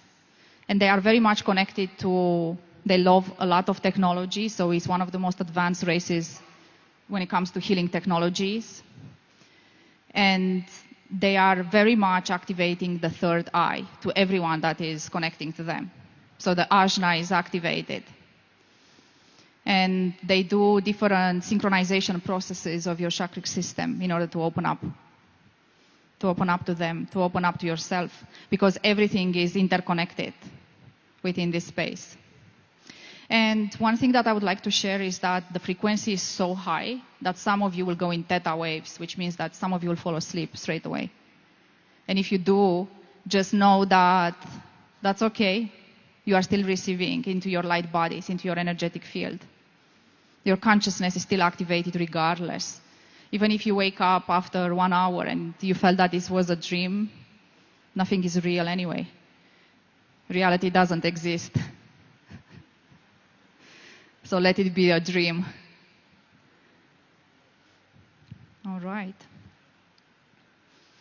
So when I go into a trance, I have no recollection of what's happening here. And so after this session, if you are coming to me and asking me questions about what happened here, I don't know what to answer. Everything is recorded. I have to watch the pre-recording myself.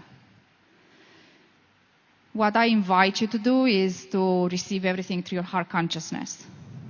You might not understand, and many people are crying, others are laughing. It's shocking. So let's go. Enjoy the ride.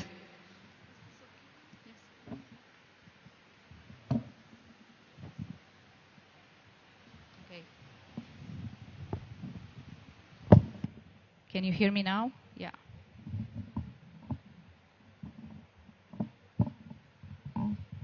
I need a little bit up like this. Yeah. Yes. No, I'm good.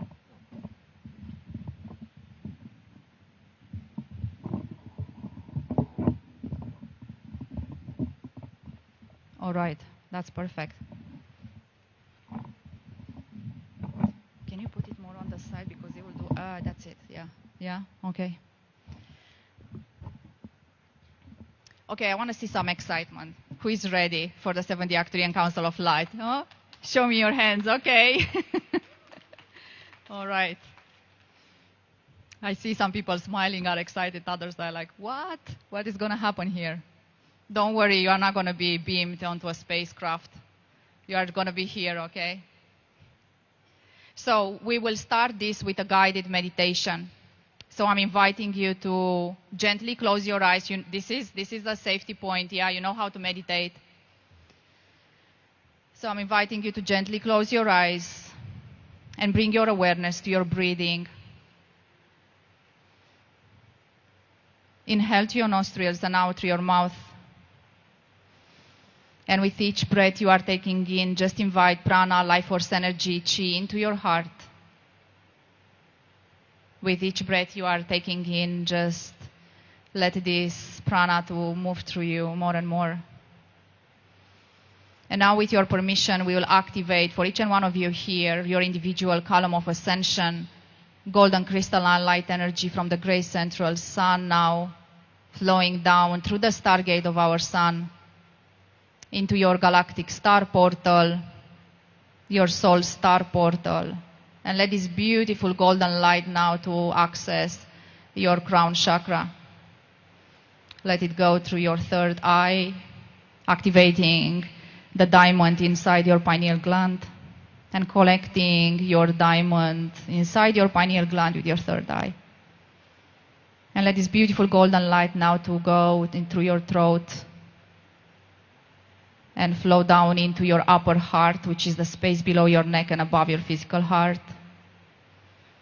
And from here, let it flow into your heart, opening all layers, levels, and dimensions of your heart consciousness. And now let it expand into your solar plexus, your sacral, your root. And let this golden light now to access from the root chakra, flow down into your legs, your knees, your feet. And from the sole of your feet, let this golden light to go through the layers of the earth, through the Elven realm, Lemurian realm, until it's meeting the crystal core of planet Earth. And we will anchor today's transmission into the 5th dimensional crystal core. Now let this beautiful golden light to go through all layers of your physical body, your organs, blood, bones, the space between the molecules, and let it expand now into your electrical body, your emotional body, your mental bodies, your crystalline light body, your diamond light body, your rainbow light body. Let it expand now into your greater energy field, 10 meters all around you, front and back, left and right. And let this beautiful golden light pierce now through everything that is matter, through your seats, through the ceiling, to everything around. And let yourself fully melt into this space. Let your outside reality rearrange as a new version of your consciousness will be downloaded into a physical form after this transmission. And now we are anchoring this beautiful golden light from this place, through this highest pyramid, through all the pyramids that exist now in India, through Patriji grid, and we are connecting it, the Pyramid of Giza. And today's transmission will be anchored all around the world where the grid of Patriji exists, in physical and non-physical, through all layers of consciousness and through all dimensions of existence. And now I'm inviting in this space to join us Council of Life from Arcturus, Council of Life from Sirius, from the 12th dimension, Pleiadian constellation, 7 stars Maya, Vega constellation, Lyra, Andromeda Galactic Federation and Star Nation, Starseed Alliances, Archangel Michael, Archangel Raphael, Uriel, Metatron, Zadkiel, Sandalphon, Mother Mary, Mary Magdalene, Kuan Yin, and Isis. Please join us in this space and create a vortex of light all around us, only high vibrational frequencies to connect to us now. I now ask permission from the spirits of this land where we reside to anchor Arcturian frequency in the core of the earth through the earth grids. May today's transmission be for the highest good of our individual consciousness, for the highest good of the collective, and for the highest good of all. I now ask the 7D Arcturian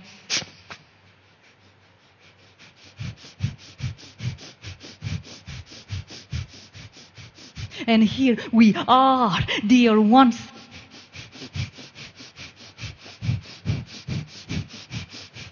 Council of Light from Arcturus. Connecting to you in this time-space continuum. Don't be afraid of our expression. We are not so different than you. And indeed, we are not from your planet either. And that's okay, because diversity is the first step of unity consciousness. And dear ones, this is the first contact you have with another civilization. 80% of you here, 20% connected to us already.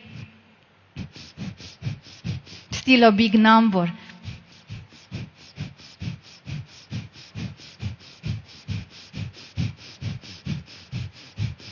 So nobody here is afraid to evolve, right? Because meditation is opening the stargate of evolution.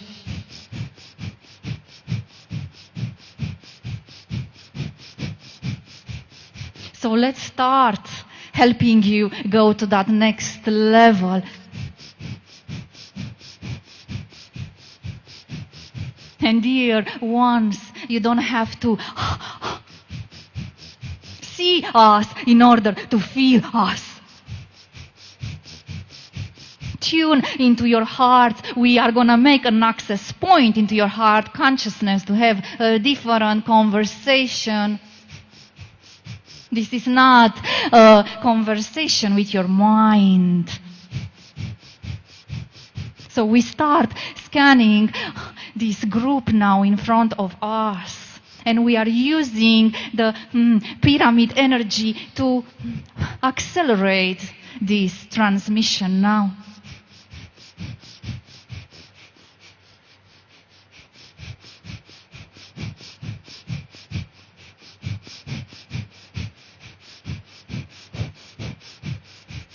We are now starting to beam into your hearts turquoise blue light.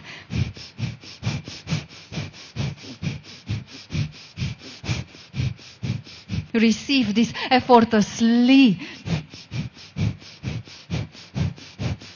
We will do some sound from our civilization called a fetus to create a little access into your hearts, because we like to speak frequency, not English. We start now.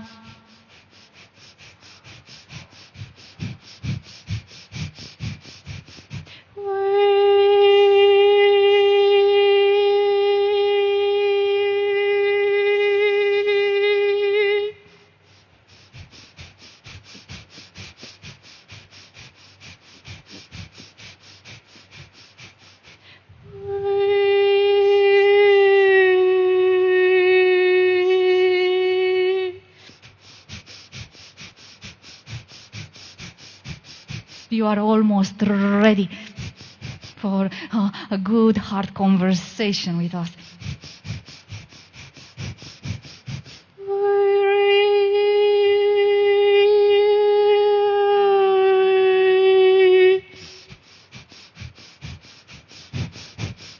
Now we are beaming gold light through this pyramid now into your heart, each and one of you now.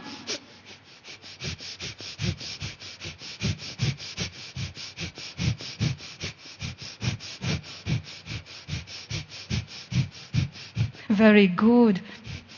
Your receiving is at 87%. Not so bad for the first time.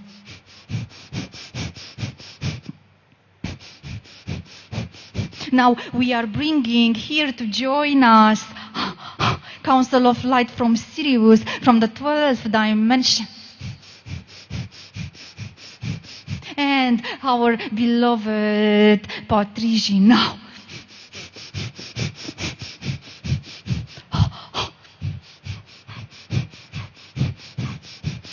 Now, dear ones, we will take the blueprint of this pyramid and replicate it all around the world on the grid, multidimensional grid of the dream of this visionary. The dream has been dreamt already, which means the reality has been created. We are just bringing it into your consciousness.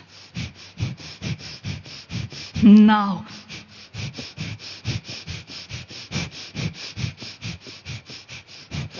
We are connecting all the pyramids with the greater Giza pyramid, and we start aligning a beam of light from Sirius, B and Orion belt now through all these pyramids, including this one now.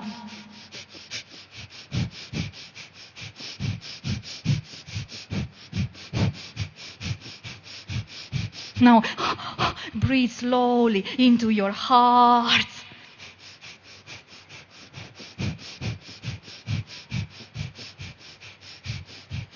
Yes. Itura, atu, akora, yasata, aneta, itora, yathora, itosakaya, ino, itora, yatsora, itura, aka, gaya, terra, itosata, iro, akayu, asu.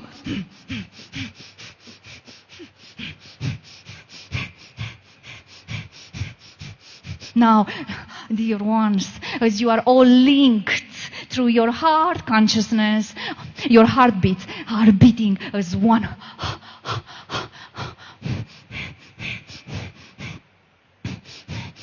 We will take you into a journey onto the 4th dimension. Because at the group level, this is as much as you can go right now. Now we will activate, firstly, you'll synchronize your hearts with your third eye. Now synchronization started.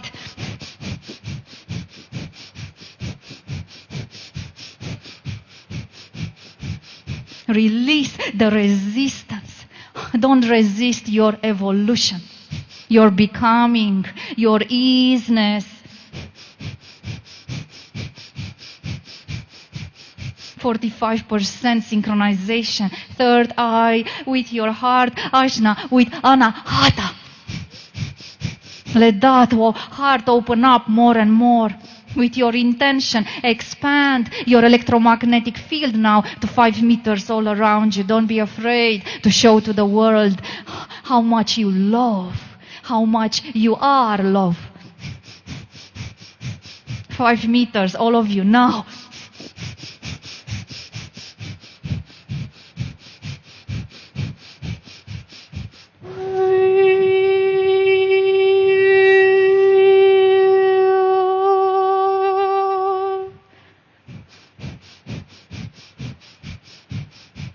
Very good. Now we start taking you all on a little quantum journey now.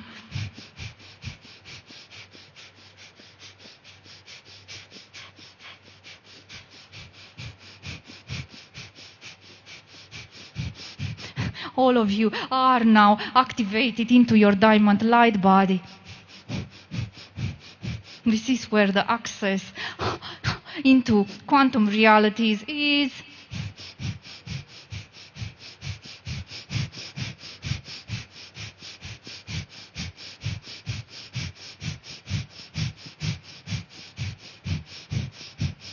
Now we are placing into your hearts the blue royal light from Sirius B. All of you are connected now with the pyramid technology around this planet and Sirius now. What does that mean? It means that you will use with your intention this technology in your meditation. So you only have to command when you go into a meditation. I activate pyramid technology now, and you are beamed with codes from Sirius B and interconnected through the grid that of this visionary.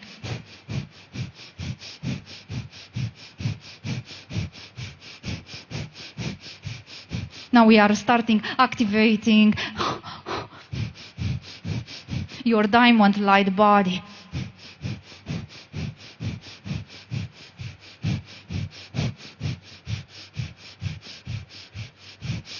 Isura yata, inoka, itosa yatora aru, akaya isu, ina yatora, isata, itoratare, isora, isakaya, inora, gaya, wita sayura.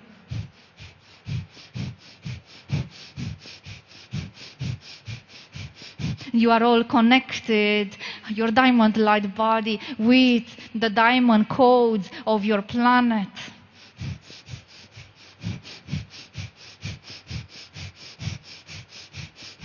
Why did we activate this before the crystalline light bodies? Because you are ready to access.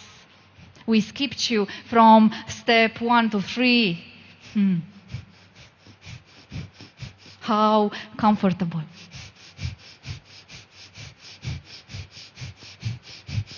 Let's see how many of you will use the gift that you are receiving today. Now all of you, we take you onto the 4-dimensional bridge now.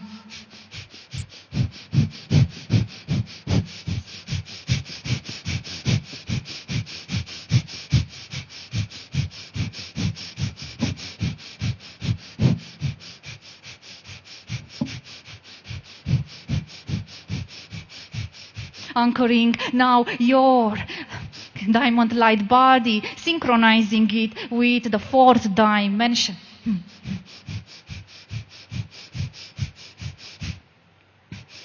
This is the space of co-creation with your higher self, your higher consciousness, with other civilizations and us, and your beloved ones that departed onto another dimension.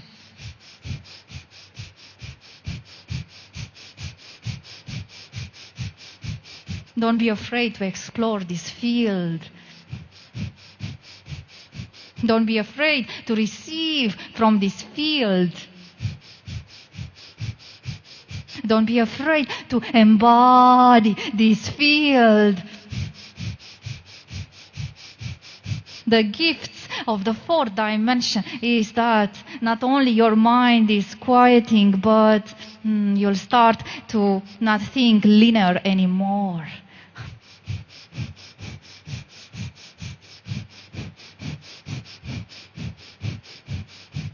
Because, dear ones, you are not linear beings. You have never been, and you will never be.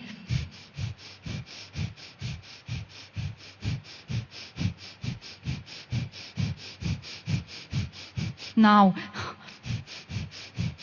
we are going to place into your heart a sacred geometry technology from your planet called an octahedron at the back of your heart now. Let's activate that Christ itself, Christ consciousness.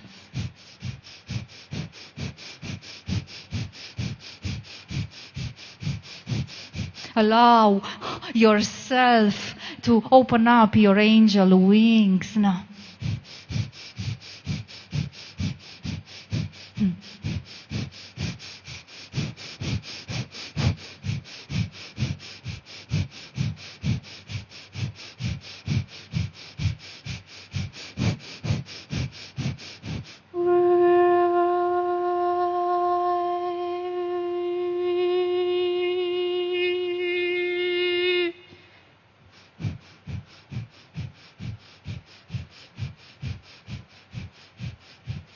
Now, through these angel wings, open them up now, all of you.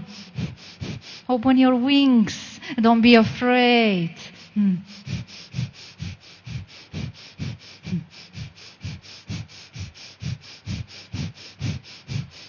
We are connecting you now with your higher self through this stargate of your Christ consciousness self. For some of you will be the capacity of receiving in your physical bodies of your higher self is 35% at collective level.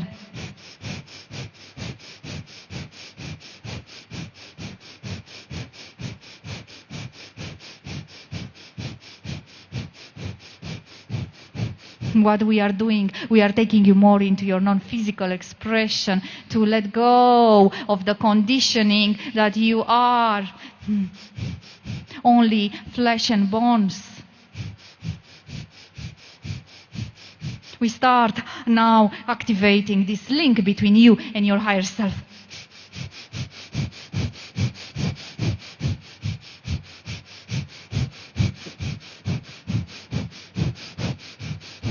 %,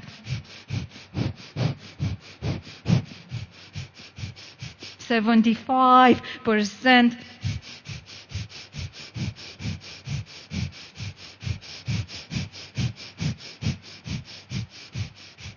80%.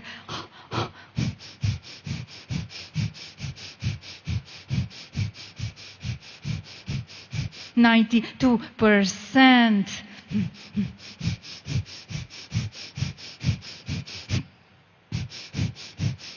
100% link established now in between you and your higher self. What a wonderful thread. Golden thread of light. What a wonderful embodiment for others.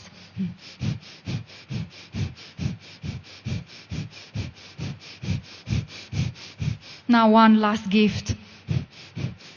Will place into your octahedron a command function for you to access the quantum field at your will. To not need us anymore.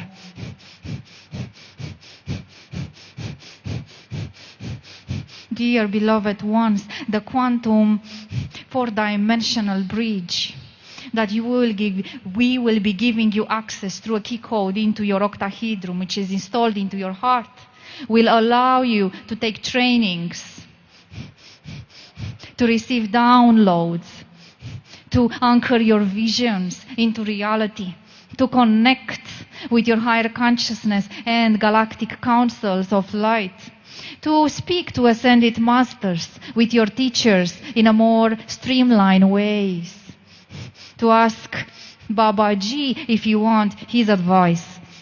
This is available to everyone right now. The only condition is to not put any of these beings on a pedestal. To not put anyone on a pedestal. Because in the moment you do that, you create a gap. And the link, the key code link that we will give to you is when you connect with everything and everyone that is on the quantum field from equality and equanimity, not through prayer. You are invited to an equal conversation. And if you cannot do this, then you cannot access this key code inside of you.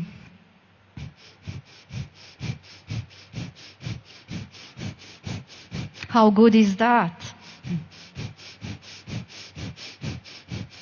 You see, dear beloved ones, when you pray, you are sending electromagnetic impulse to the universe. The universe catches and answers back. This is law.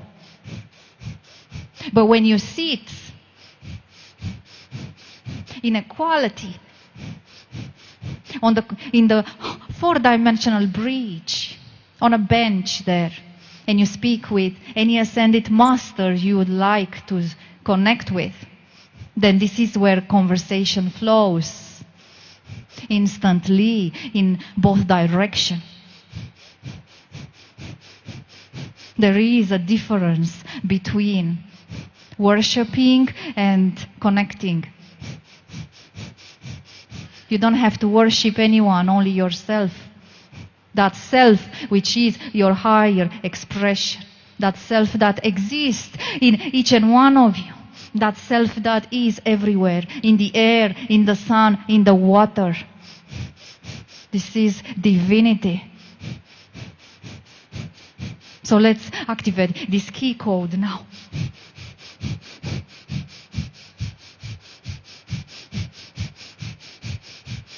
We are beaming now into your heart, your third eye, and into your solar plexus.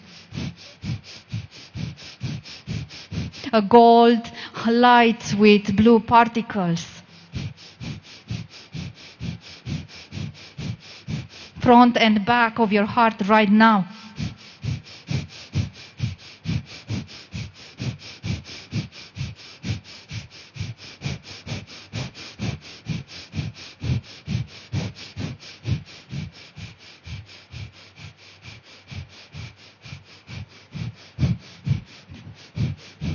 Very good. Now, in order for this command to function, this is the beautiful part, the most enjoying part, is that your voice, your throat chakra has to be activated. Because some of you are not speaking your truth, are not staying in your power, are not using your throat chakra properly. You are afraid to speak. This is why so many of you are speaking so low. Hiding. Not wanting to be heard, seen. So let's activate that throat chakra. And this is the final component of this activation. Throat chakra activated now. Let's start. We are beaming now into your throat. A blue light with green particles. We want to hear your voice. Let's hear. We want to hear you all. Let's all do together a sound of Om.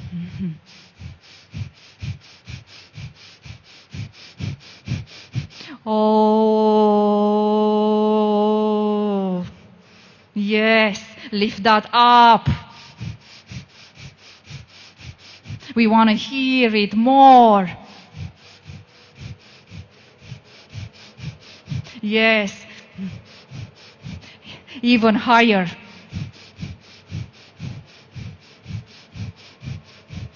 Even higher.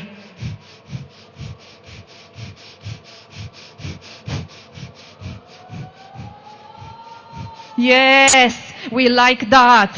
That is release.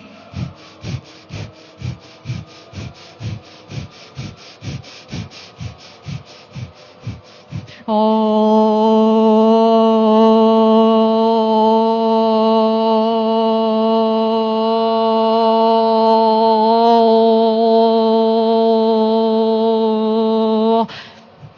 higher. One more time. Yes. Yes.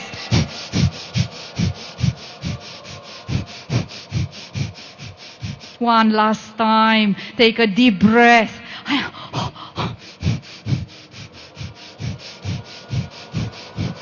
Yes.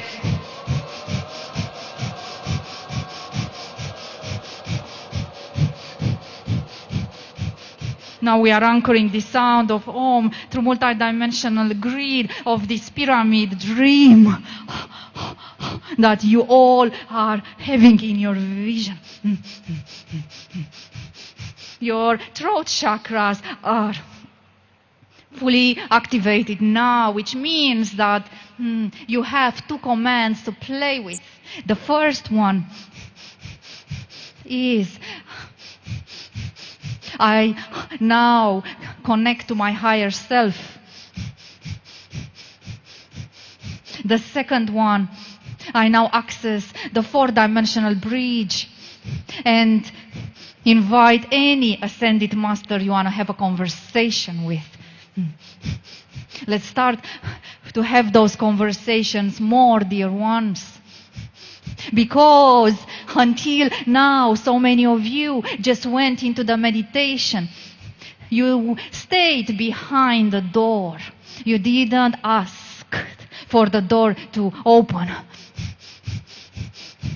You're praying for the door to open. But you see, dear beloved ones, time is now for conversation, for those divine alignments, for those divine visions to come into play, for those souls' missions, for those light leaders to step into their power, to start leading others. This is your time.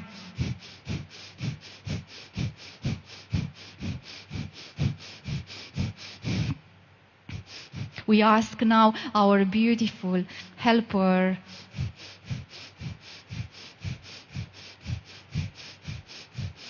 Hima,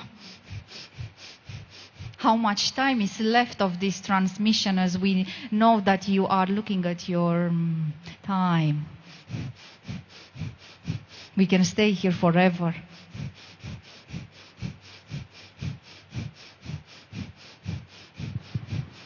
Ten minutes.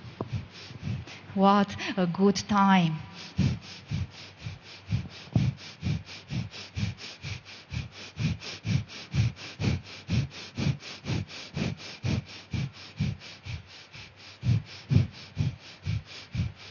We normally answer your questions, but we feel that if we start that conversation, we will go over those 10 minutes. We have so much to share with you, and we feel your excitement.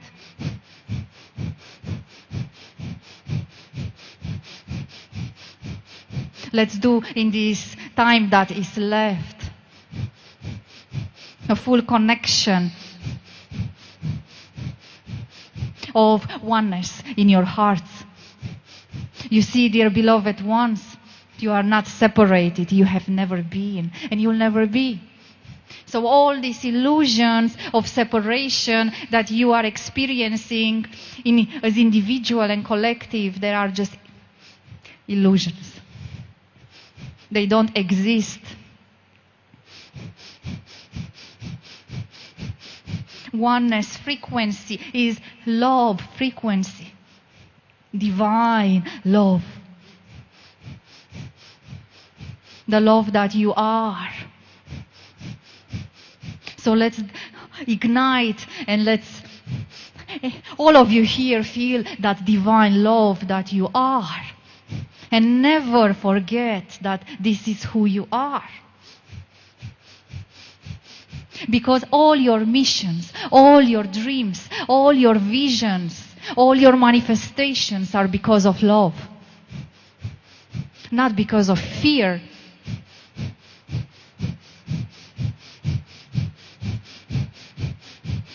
So let's just now allow us to place this divine love and activate it into your hearts.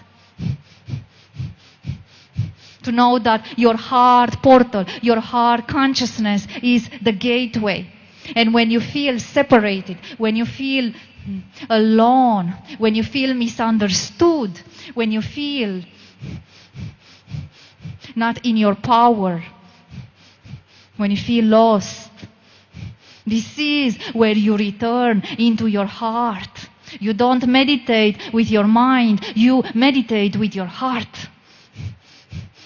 You let that divine love within you to guide you further. Not your mind. The mind will create trouble. So let's just place that sacred love of the divine into your hearts now.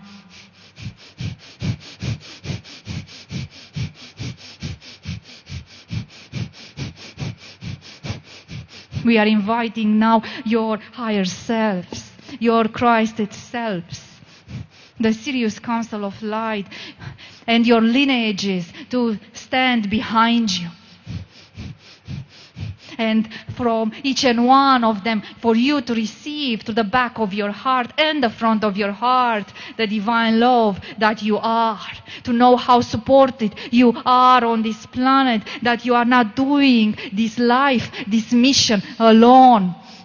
That there is hundreds and thousands of people behind each and one of you. That is the love that they are sending to you right now. Feel it now into your hearts.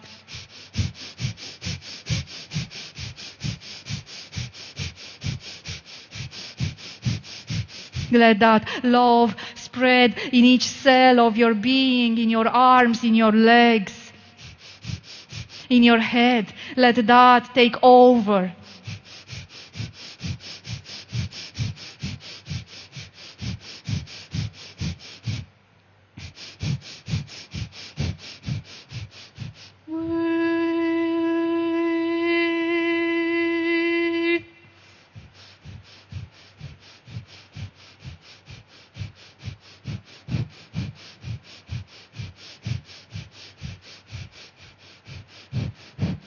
We are placing now in 50 centimeters above your head a pyramid technology. The pyramid technology is activated for each and one of you. Then we'll stay like this until you through your free will cancel it. This will elevate your frequency always, every day. How good is that?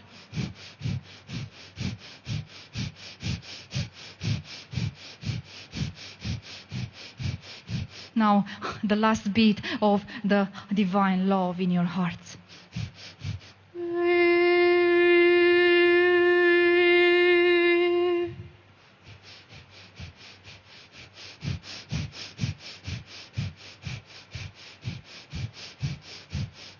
You are all at 99%. capacity of receiving. You cannot take any more. But this is enough. Beautiful ones, before we release ourselves from this vessel, we want to share with you that we are deeply honored that you allowed us today in your time-space continuum to access your heart consciousness and co-create with you your next level of evolution and embodiment. We are deeply humbled to be here, because as you evolve, we are growing as well. This experience for us is invaluable. And we are looking forward to continue this conversation with everyone here in the quantum field on the 4-dimensional bridge. We'll place a bench there. We'll wait for you there for a little talk. From the regions where we reside, we are sending you our love embrace. Feel it now.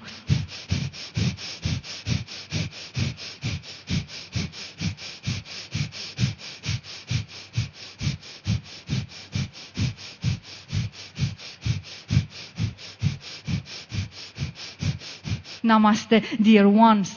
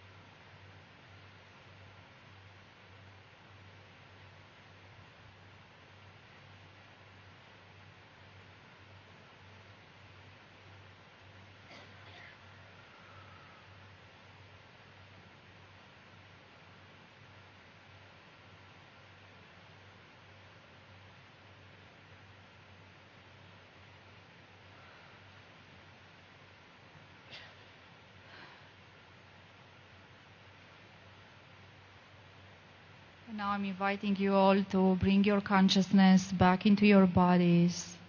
Feel your seat bones. Feel the sole of your feet. In your own pace and time, gently open up your eyes, being fully present here and now. And welcome back.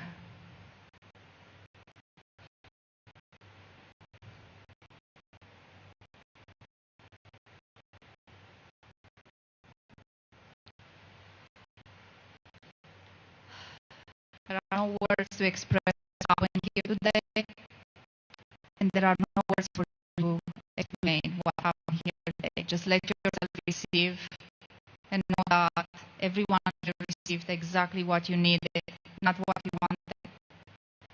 And from my heart to yours, I'm sending you so much love and so many blessings. And may the days and weeks that will come to bring the most incredible things into your life. And until next time, I want to thank you here for your courage and for saying yes to this experience, which for many of you will be a once-in-a-lifetime experience. Many blessings.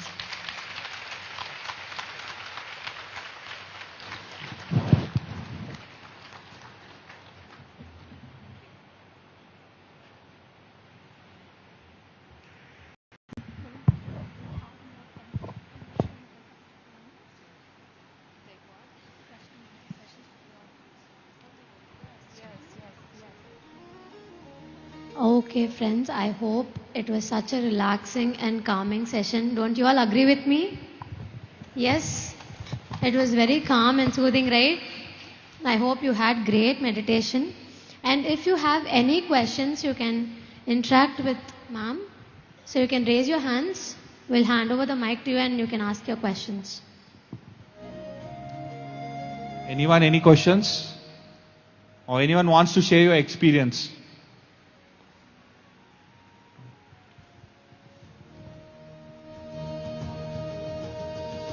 Hi, my name is Naveen. I'm from Bangalore.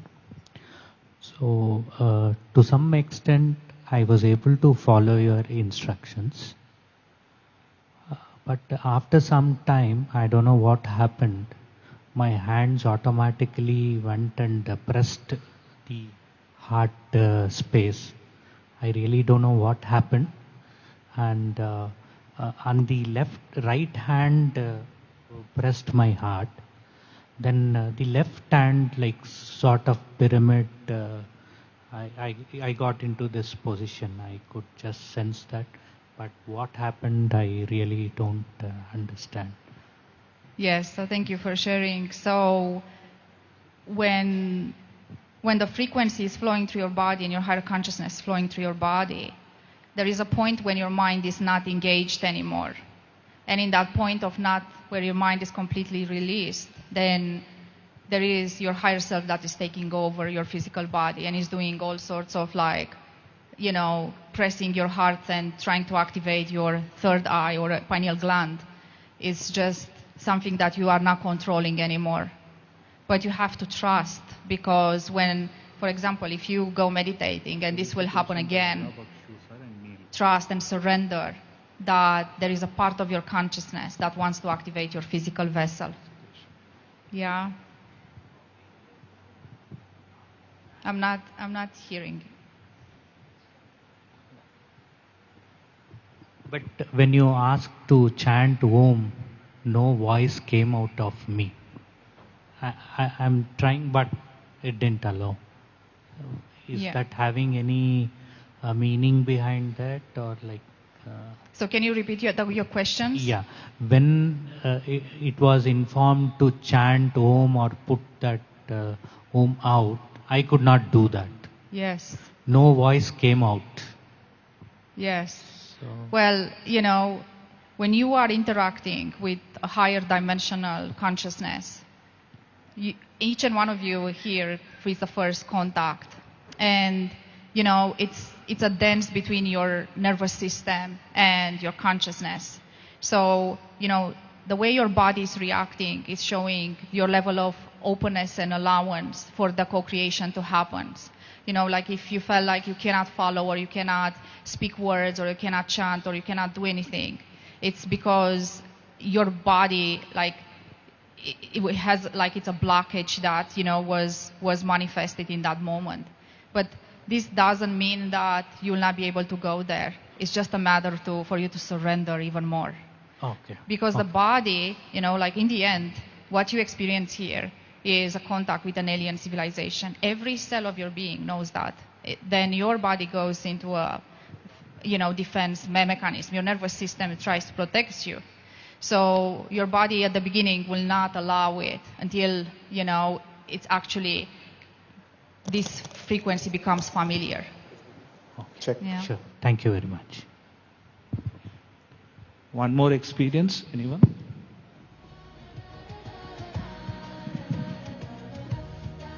Thank you very much, first of all. And you mentioned that each one of us present here received exactly what we needed, not necessarily what we wanted. So during the process, were we supposed to feel anything different, or we were just to be, and it happened, irrespective of whether we felt anything or not? So some people are more open to frequencies, and some people have visceral experiences. So they feel energy flowing through their bodies. They are able to access the quantum field they see and feel in their bodies. But even if you feel or not, even if you believe or not, even if you are open or not, you still received. It just went straight into your subconscious mind. It worked with your subconscious mind. And this experience that you gave us is going to reveal itself in the times to come? Yes.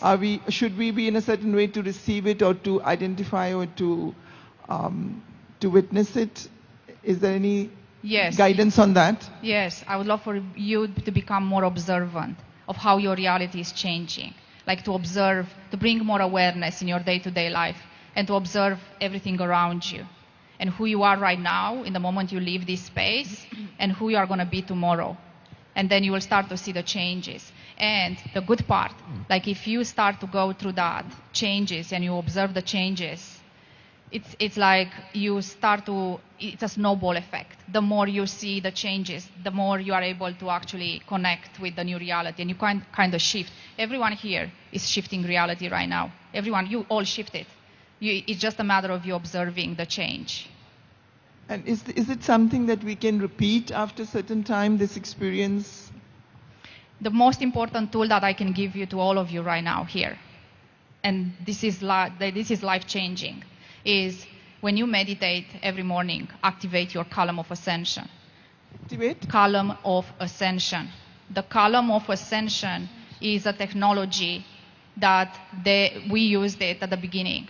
It's like a column of golden light that is coming from the great central sun, through the stargate of our sun, through all your chakric system, and it's anchoring into the core of the earth. And the address of anchoring, if I can say like that, has to be 5th dimensional earth. And if you activate this every day, moving forward, your frequency is always elevated.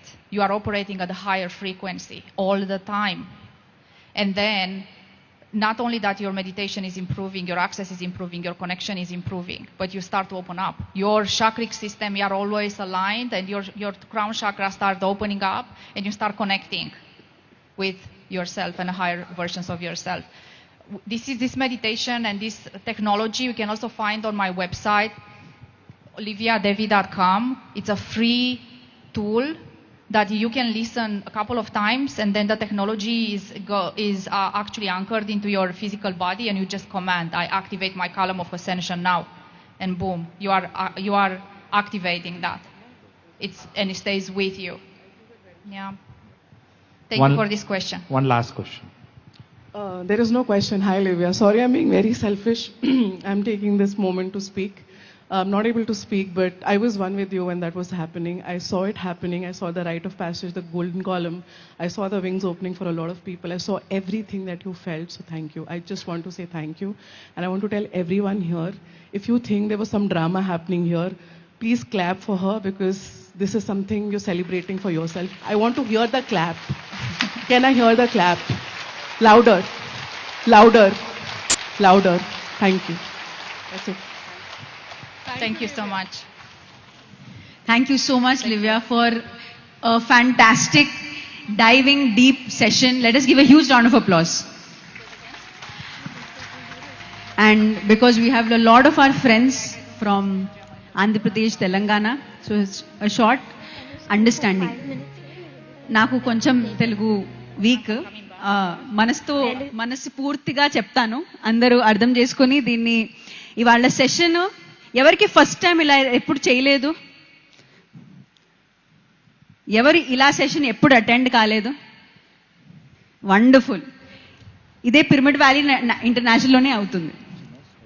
కొన్ని experiences ఈ mega meditation సమ్మిట్లో ఏం చేస్తున్నామో maybe భాష అర్థం కావదేమో, it's okay. మనం శరీరం కాదు కదా, మనం ఆత్మలం కదా. ఆత్మస్థాయితో పెంచుకొని మనం దాంతో కనెక్ట్ అయితే అన్ని భాషలు ఇస్ ఇర్రెలవెంట్. మనం బ్రహ్మశ్రీ ప్రేమ్నాథ్ జీని కలిసాం, విన్నామా? ఆయనకి యాక్చువల్లీ ఇంగ్లీష్ రాదు. ఆయనకి ఎలా వచ్చింది ఇంగ్లీష్? ఆయన బిలీవ్ చేశారు, నేను ఓపెన్ అయితే, నేను ఒక ఆత్మ అయితే భాష ఇర్రెలవెంట్, భాష ఇంపార్టెంట్ కాదు. మన ఓపెన్నెస్ ఈ మెగా మెడిటేషన్ సమిట్ మనల్ని నేర్పిస్తుంది. మనం ఎంతో ఓపెన్గా ఉండాలి, భాషని బ్లాకేజ్ చేసుకోకూడదు, బ్లాక్ అవ్వకూడదు. అంతా నాకు అర్థమవుతుంది. ఆ అండర్స్టాండింగ్తో కూర్చుంటే అన్నీ అర్థమవుతాయి. సో లివ్యా దేవి ఎంత బ్యూటిఫుల్లీ ఈ సెషన్లో ఒక ఛానల్, అంటే ఎన్ని డైమెన్షన్స్లో మాస్టర్స్ ఉంటారు. మనం ఎప్పుడు ఓపెన్ ఉంటామో ఆ మాస్టర్స్, ఆ హయ్యర్ మాస్టర్స్ మన లోపల వచ్చి మన లోపలిని ఛానల్ అవుతారు. అంటే ఆమె చేసిన విధానం ఏమి కమ్యూనికేట్ చేయగలుగుతానంటే మనల్ని అందరికీ చెప్తోంది, మనల్ని తెలుసుకోవాలి. అండ్ ద మేజర్ మాధ్యం ధ్యానం. ఆ క్వాంటమ్ ఫీల్డ్ని, ఆ ఫీల్డ్ ఎక్కడో ఆ ఊర్జ, ఆ కాస్మిక్ ఎనర్జీతో మనం కనెక్ట్ అవ్వాలంటే మనం శూన్యతలో ఉండాలి. మనం అండర్స్టాండ్ చేయాలి, మనం శరీరం కాదు, మనం ఆత్మలు. అంత మన లోపలనే ఉంది. అర్థం చేసుకోండి, తెలుసుకోండి. బయట ఎవ్వరు లేరు, బయట ఏమీ లేదు, అంతా మీరే.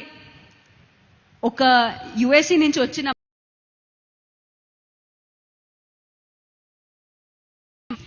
అందరికీ చెప్తోంది, చాలా మందితో పనిచేస్తుంది, ఎన్నెన్ని రాష్ట్రాల్లో మనుషులతో పనిచేస్తుంది. ఒకటే ఒక మెసేజ్, మనల్ని శూన్యత చేసుకొని ఏం కావాలంటే, ఏ డైమెన్షన్, ఏ మాస్టర్ ఈ సమయంలో ఏమి అవసరమో, మన ద్వారా ఏం అవ్వాలో అలా మనం అవ్వాలి. లక్ష్మీదేవి, సరస్వతీదేవి అందరూ ఎక్కడ బయట లేరు, మన లోపలనే ఉన్నారు. మనం ఆ ట్యూన్ ఇన్ చేయాలి. ఎలా ఒక ట్రాన్సిస్టర్ని మీకు 98.3 FM కావాలంటే ట్యూన్ చేస్తారు. ఈ మాస్టర్ ఈ మొత్తం వచ్చిన ఛానల్ చేశామో అది ట్యూనింగ్. ఒక ట్యూన్ అయింది, మనం రెడీ అయిపోతాం రిసీవ్ చేయడానికి. ఈ మొత్తం ఇవాళ రేపడ రోజులు ఇదే మనం చేయాలి. ఎంత శూన్యతలో ఉన్నాం, ఎక్కడ జడ్జ్మెంట్ వచ్చినా, మనసులో ఎక్కడ జడ్జ్మెంట్ వచ్చినా మనం అది జీరో అయిపోవాలి. ఏం అర్థం కావట్లేదు, ఒక మనసులో ఒక విచారం వస్తుందా, ఏం చెప్తున్నారో అర్థం అవుతుందో లేదో, ఏం చెప్తున్నారు భాష అర్థం కావట్లే, మనం ఇక్కడ జీరో అయిపోవాలి. అంతా ఏమి నాకు అవసరమో నాకు వస్తుంది, నాకు అన్ని ఇన్ఫర్మేషన్ నాకు వస్తుంది. మనం ఎనర్జీతో కనెక్ట్ అవుదాం masters. So thank you so much, Livya Devi, for such a beautiful expression. You have really played a very important role. You're now part of our family, because we feel that if you're here, every single master who's here, you're part of our family, and we're part of your family, I'm sure.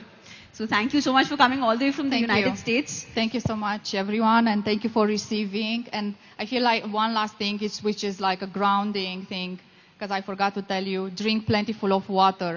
Yeah, because this allows everything that you have experienced today to be fully anchored into your physical body and for the next days as well. And it was a pleasure to be here with you all. And I'm excited for each and one of you and the next steps of your journeys. For me and the 70 Actuarian Council of Light is always such an honor to be part of your experiences, because even if I'm in a trance state, there is they are actually accessing the most intimate part of yourself, which is your consciousness. And in the same time is the element that is connecting everything that is. So thank you for having us here, and it was amazing. Thank you. Thank you. ఆమె channel చేసిన master యాక్చురియన్ master, ఇంకో dimension ఉండిన master యాక్చురియన్.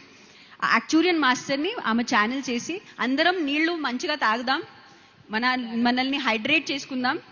ఎంత నీళ్లు తాగితే అంత మనం balanced గా, గ్రౌండెడ్ గా ఉంటాం. So thank you so much. Thank you. Yes, thank you so much, ma'am, for the beautiful session and enlightening us to reach our highest awakened potential. So to felicitate her, I would like to call upon stage Allah Bakshu sir and Neil sir to felicitate her. Let's give a huge round of applause and for her to enlighten us to reach our highest potential.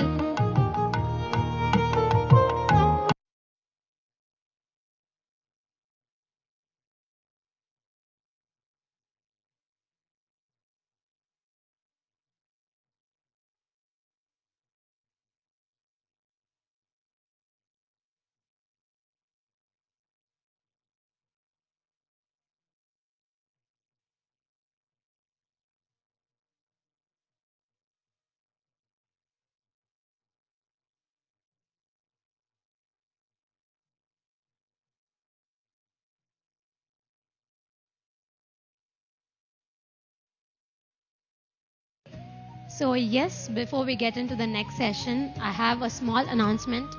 From 6:15 to 6:30 p.m. we do have a small brain activity by Madam Christine Page.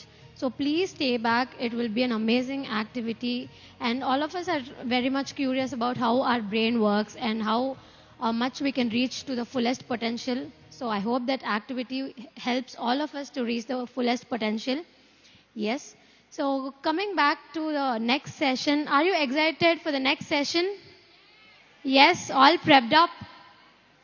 Or do you want some body movement activity? No, right? All prepped up? Awesome. So next up, we have Shreyans Daga sir, who will... Ooh, that's awesome. Amazing. Okay, so now I know that you are really active. So he'll be taking us through the ego unmasked and discover what lies beyond the limitations of ego. So all of us know that ego is one quality that we all carry, but do not know how to get over it or go beyond that limitation. So through Shreyan sir, let us all understand and experience how to overcome the limitation and know more about it. I welcome Shreyans Daga sir onto the dais, and before that, let's have a small AV about him.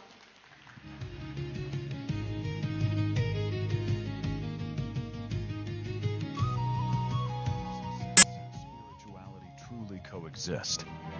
Can we build thriving businesses, meaningful relationships, and abundant lives while remaining deeply connected to our inner selves? For over 2 decades, one visionary leader has been helping people discover that the answer is yes. Meet Shreyans Daga.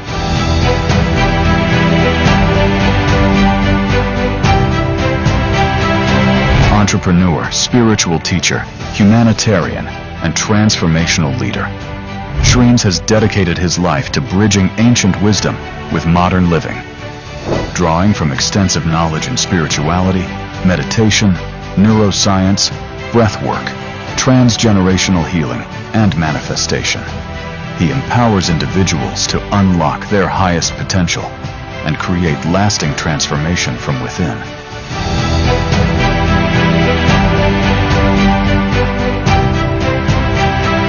His journey has taken him across the world, learning directly from hundreds of spiritual masters and thought leaders.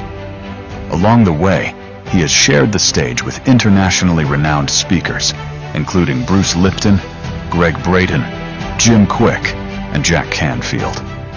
Yet at the heart of his work lies a simple belief: life is meant to be celebrated. Every challenge, every relationship, every experience is an opportunity for growth, healing, and awakening. Driven by a mission to uplift humanity, Shreyans founded the Shreyans Daga Foundation, bringing the science of spirituality to people around the world. Through workshops, courses, and transformative events, the foundation has impacted more than 1 million lives, helping individuals discover greater well-being, purpose, and inner freedom.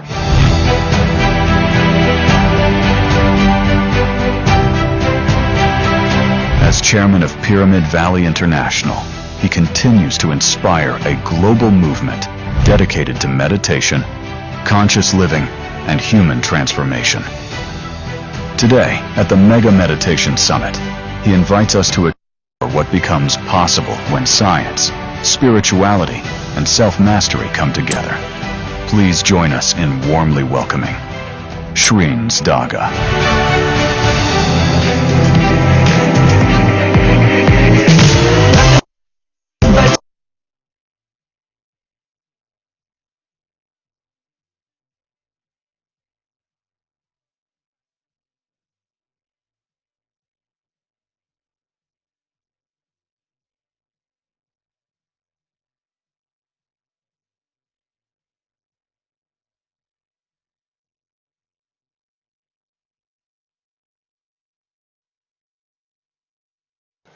Thank you all. Thank you so much. I don't.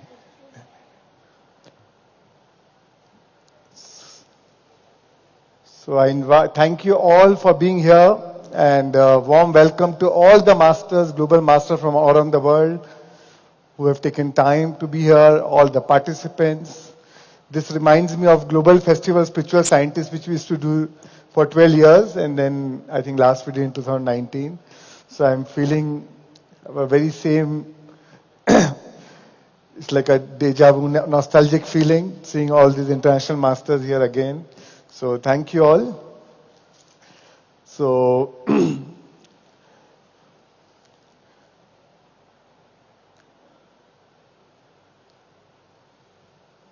a year back or so, I finished my workshop in Bombay, and my son joined me in the workshop towards the end. And during the end of the workshop, I was giving Rumi's quote. I said, yesterday I was clever. Rumi said, yesterday I was clever. I wanted to change the world. But today I'm wise. I'm changing myself. Now, I didn't know that my son was also listening to me. Then after the workshop, we went for a drive. On the way back, he said, I want to have McDonald's burger. So I gave him 500 rupees. And he bought the burger. And I said, give me the change. Where is the change? He tells me, don't look for change outside. Look, change comes from within. So sometimes spirituality can backfire also, especially in the family.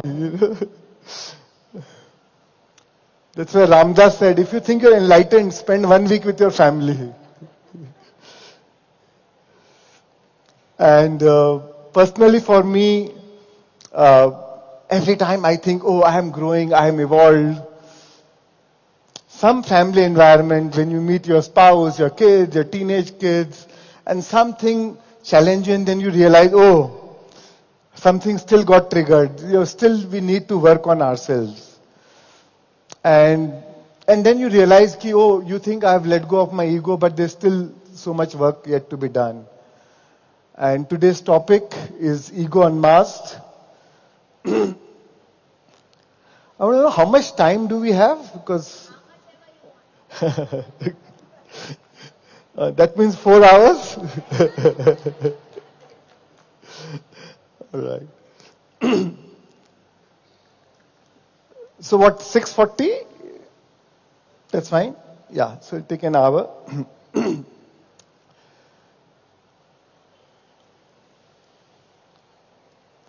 So to understand, we need to know what is ego, how really ego functions, and it's very easy when everybody says, "Arey, drop your ego," but still we are not able to do that because we don't really understand what exactly it is, right? So today we are going to understand, to drop something, first we need to understand what it is. Right? So today I am going to share with you what are the different facets of ego. What is actually ego? So ego is a voice which tells inside us, oh, I am superior, I am inferior, I am deserving, I am less deserving, I am more deserving. Where I need to prove something, or I'll be a failure, or only if I achieve something, then I'll be somebody. And it all started with when we are born, we are given a name, right? The first thing we started identifying is with our name. Oh, my parents gave me the name Shreyans. So anybody saying Shreyans, oh, it's me, right? Somebody praises Shreyans, I feel good. Somebody is, say, condemning me or criticizing me, I am hurt, I am angry, I am upset. So I identified with the name. Now, as we start growing up, then we started identifying with the world of things, right? My parents, my toys, my friends, my school, my religion, my family, so my nation. So everything, we start identifying with the world of things, right? And most of the time, ego, there's no problem with the ego. The only problem is ego keeps us trapped in this surface reality. And so we need to understand ego. And the reason, the very reason why ego keeps us trapped in the surface reality, because that is the only place in this three-dimensional reality, that's the only place where ego survives, right? Because losing your ego means your identity, your personality self. You feel, oh, as if it's like living dead, as if I may not survive. It's like stepping into the unknown. But once we learn how to understand ego, decode ego, and know when it serves you and when it is not serving you. So you can know to discriminately use when to use your ego. It's not like that we don't need ego. We need ego to survive. We need ego to function in this three-dimensional world. Right? I cannot function in this three-dimensional world without my name. Right? To get a job, I need some degree, some qualification. So we need our ego, our identity, our personality self to play different roles that we play, whether a role of a customer or as a business person, as a buyer, as a teacher, whatever roles we play.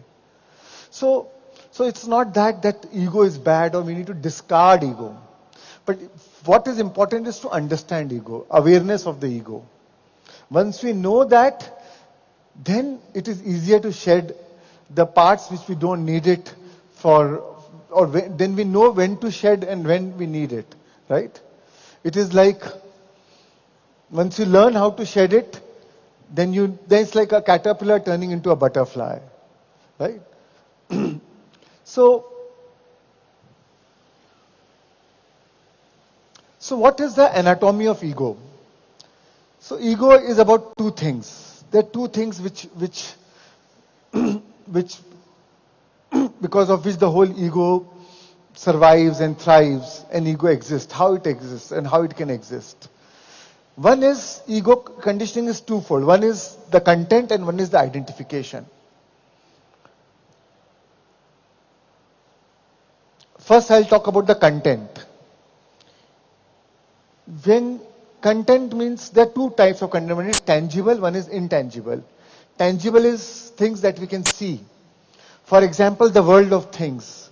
My toy, right? It's tangible thing. My house, my car, right? My friend, my spouse, my parents, whatever. It's about all the world of things, right? Or the designer labels, right? Whatever, or my social media profile or my Instagram and how many views and how many likes, right? So whatever, world of things. Another is, in the tangible, is body, right? We identify so much with our body. We say, am I looking good? Am I not looking good? Am I growing bald? I am 40, I am 50. Am I getting younger? Am I getting old? Body fat? Or whatever, your color, your skin, your gender. Different. So we are so much consumed by our body, right? So, and again, there's nothing wrong with having a good body. There's nothing wrong with the world of things. I'm not trying here to tell you to despise the world of things, or you should not have a good car, they could not have a good house or a good relationship. Here, I'm not talking about that. I'm just telling you what are the contents how ego works, right? So one is the world of things, your body. Another part of the aspect of the ego is intangible things. Intangible things means, say your degree, I am a PhD. I am a doctorate. I am an army officer. I am a or I am an MLA.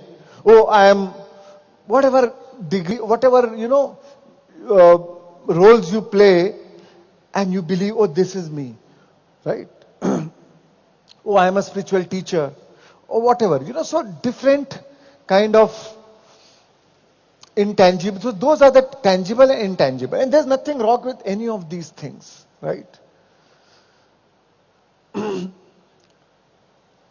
The second condition of the ego is identification. The challenge starts when we start identifying with our body, with the world of things, with our social status, right?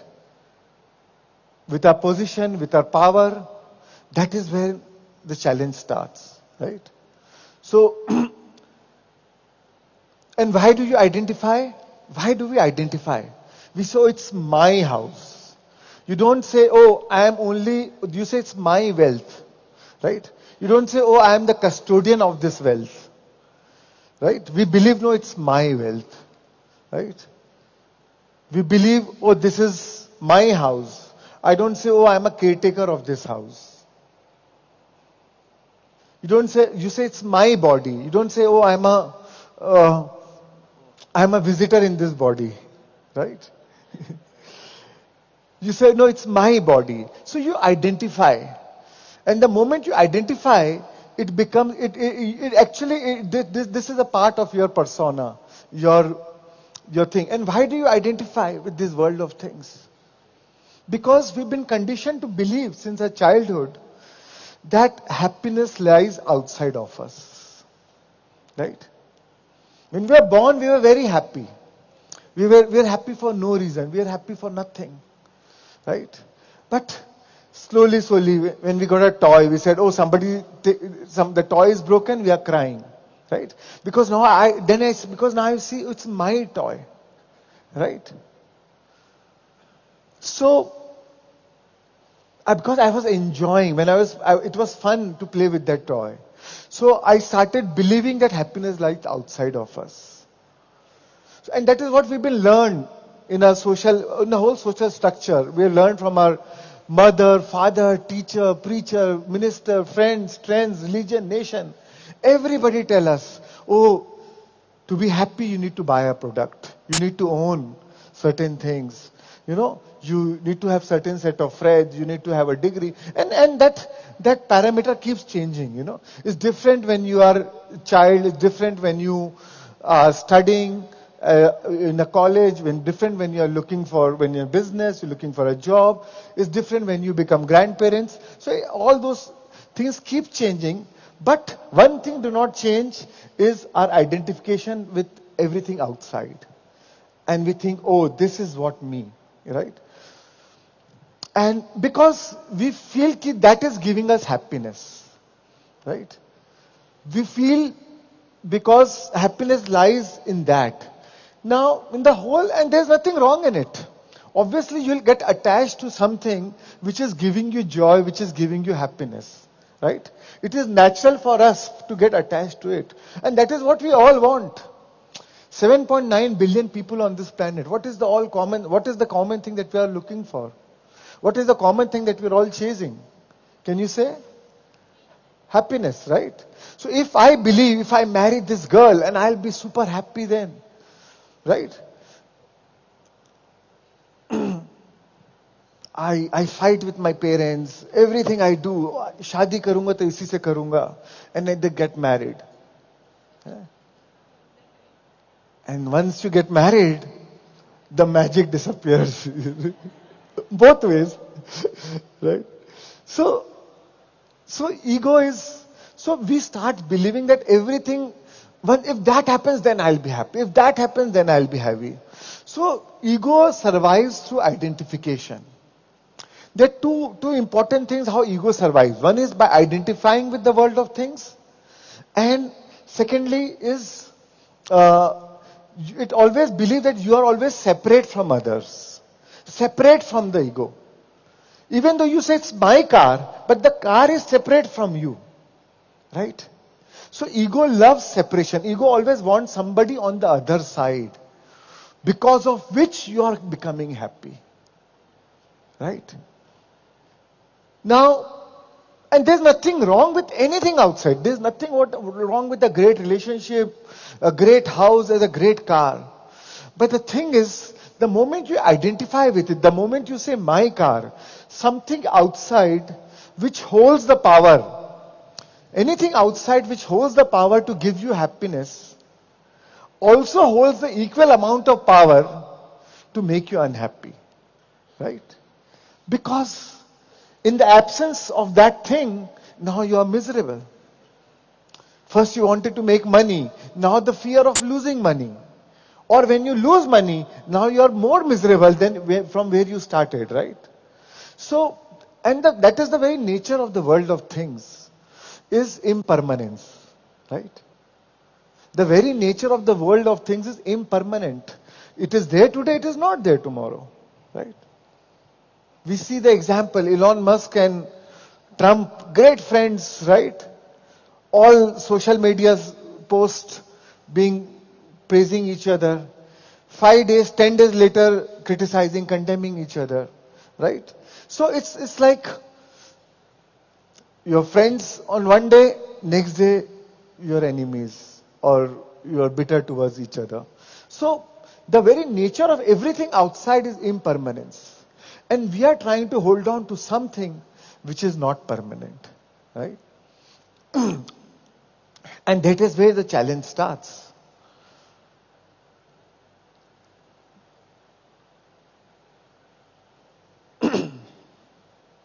And an ego loves to keep you trapped in this three-dimensional reality. Keshav, show the pyramid slide.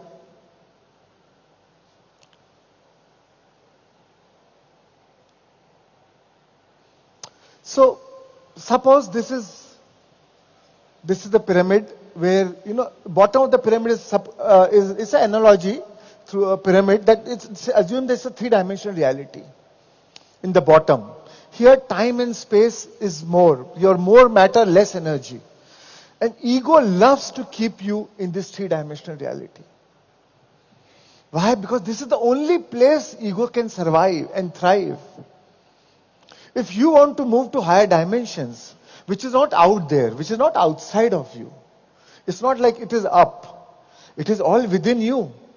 But the only way you can move into higher dimensions by becoming nobody, by becoming nothing, nowhere, no place, no time. You have to lose yourself to actually find your true self, right?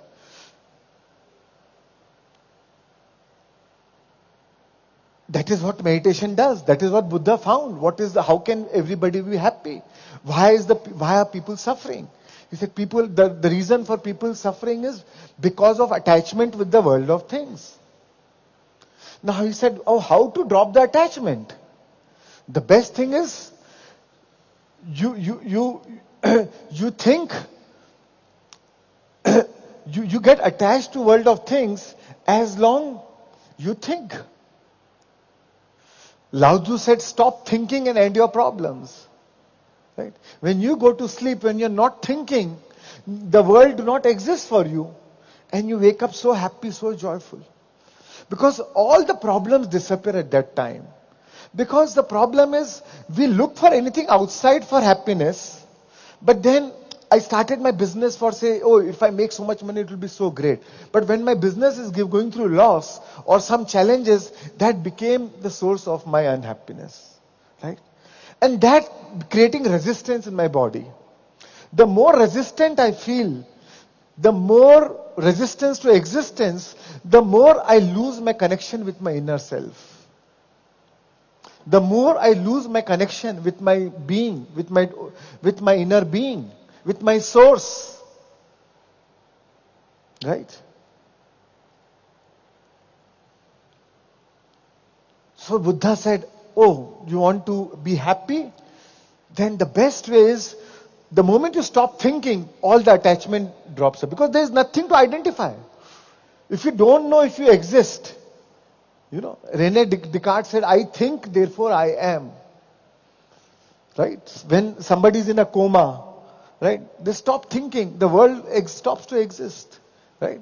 So stop thinking and end your problems. So Buddha said, how to stop thinking? Because the moment you stop thinking, you'll drop your identity. You will stop identifying with the world of things.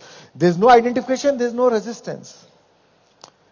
And he said, how to stop thinking? Observe the breath. Be with your breath. Anapansati.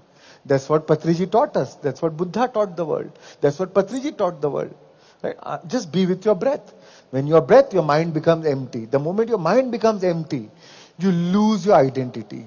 When you lose your identity, you drop all resistance. The moment you drop the resistance, you connect to your inner being. You find your connection with your true source. Which is then you realize, the true joy is there. Now I am happy for no reason. The happiness which I was searching outside is actually within me. I don't need to outsource it outside.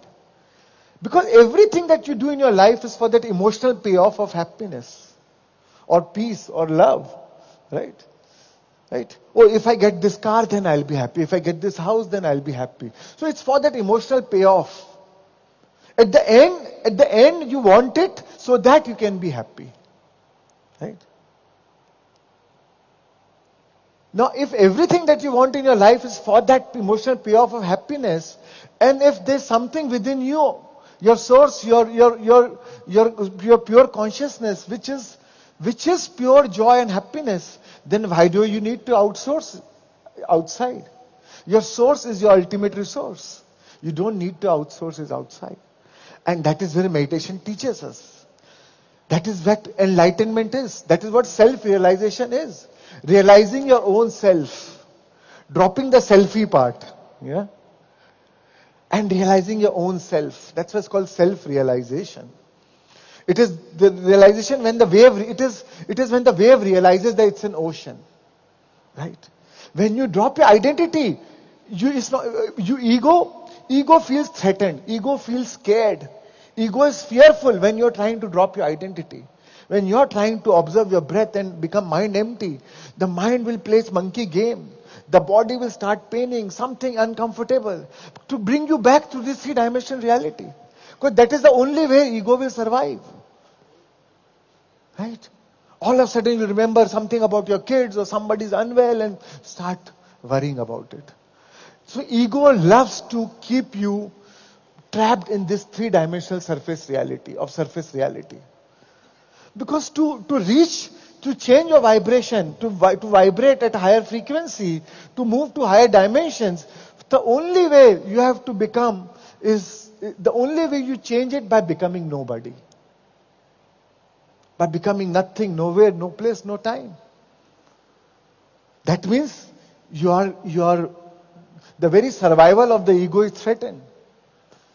So that's why ego loves to keep you trapped here. I have so many friends since childhood.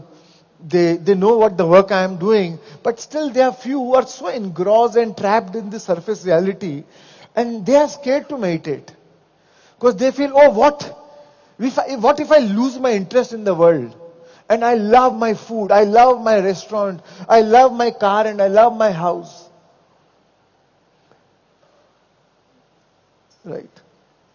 Yet, I find them so stressed, going through various health issues.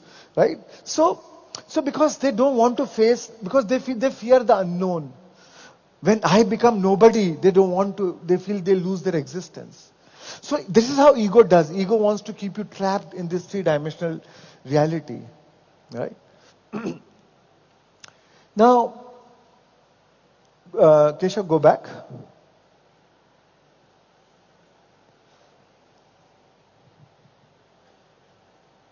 Now, there are different traits of ego.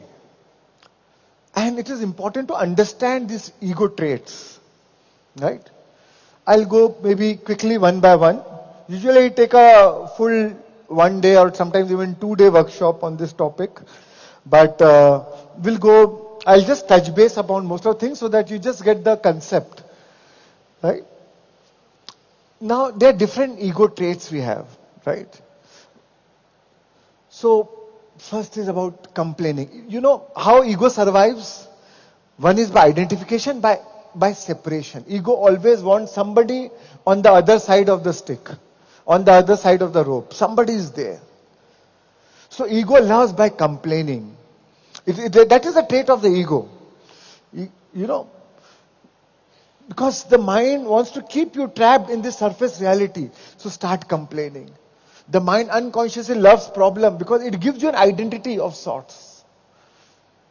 It gives you an identity. When you complain about others, you affirm your identity. When you complain, actually you are making yourself a victim. Right? In any situation, we have always 3 choices. You know, leave the situation, change the situation, or accept it. All else is madness. But ego loves to keep you trapped, right? So to complain means it's about non-acceptance of what it is. Ego never want to accept the current reality. Ego always live in a resistance. So when you are complaining, you unconsciously carry a negative charge. Gossip, So, many times it is important to know many times things are not happening or people are not behaving to our liking. But sometimes it is good to just ignore. Rumi said the art of knowing is knowing what to ignore. है ना? हमें ये सीखना है कुछ प्यार करके, कुछ प्यार का इजहार करके, पर बहुत कुछ नजरअंदाज करके, राइट? आपको दूसरों में जो चीज अच्छी नहीं लग रही उसको नजरअंदाज कर दो, एज इफ आपने देखा ही नहीं. It's not easy, but ego loves to keep you trap there. 10 अच्छी चीज की है वो उस पर नजर नहीं जाएगी. एक गड़बड़ क्या चीज तुरंत आप पकड़ लोगे, है ना? कैसे अपने बच्चों को पकड़ लेते हैं तुरंत, है ना? But the truth is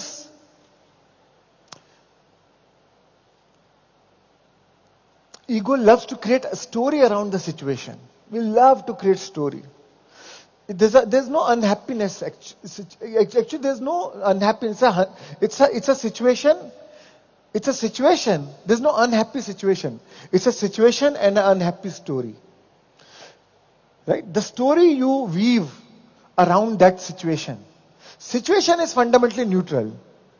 We assign the meaning, right, wrong, good, bad. And whatever meaning you assign, you buy that experience into your life. Because wherever your attention goes, your energy flows. Wherever your energy flows, universe shows. So by giving your attention to the problems or by complaining about others, you'll draw more events into your life which you will feel more resistant about. Right? Because that becomes your vibration of resistance, of anger, of frustration. So, or even so many times we keep listening to others complain. Actually, there's no real help that we are giving to them. Because they are also, by complaining, you feel sympathetic. Right? But either you're stealing energy from them by you complaining, or they complaining, they're stealing energy from you. Or telling the story to 100 people and then gaining sympathy, and that's how they steal the energy. Other person who is listening to non-stop complaint feels drained, right? Because your energy has been stolen. Because why? Why do we need to steal energy? Ego loves to steal energy from others. Because ego has its no own source of energy. Right? Because it is disconnected with the source. Ego is not connected with the source, because to connect with the source, ego has to lose itself. It cannot survive. So to survive, you're not connected with the source. So ego always loves to outsource the energy from outside. So that's why complaining, resentment with people, situations. Right? If somebody is abusing you, and if they are unconscious, they are not aware, you become unconscious. No matter how good a meditator you are, how you think, oh, I'll behave differently. But the moment somebody behaves not to our liking, we also go unconscious. We say tit for tat, eat ka jawab patthar se denge. है ना? And then we are also resentful. We are also angry. But if others can make you angry, that means they are controlling you. Right? That means they are controlling you. But ego because the only problem, there's nothing wrong with ego. Only problem is ego is unconscious. So ego goes unconscious. All the time ego is unconscious. That's why it would identify with those words. What they said was only a word or few words, right? Which was just utterance. But then you identify those words, they said it to me. You identify with, oh, it is to me. If it was to anybody else, you don't care. But the moment you say, oh, it is to me now, and then you assign the meaning to that word. Oh, this word means this much, this like this. Oh, so that means he said this to me. Your ego is now at full power. Now you will be so resentful, so angry, so upset. Right? But actually, the truth is we are not upset for what we think. We think we are upset for something outside. But we are not upset for what you think. You are upset because of that thing. Because of the meaning you assign to those words or their behavior, you lost your connection with your inner being. You lost your connection with your source. And that loss of connection is making you feel upset. Right? So we are not upset, but ego, which wants to justify why you are upset, will immediately find a reason and affirm, oh, I am like this, I am behaving like this because this person did this to me.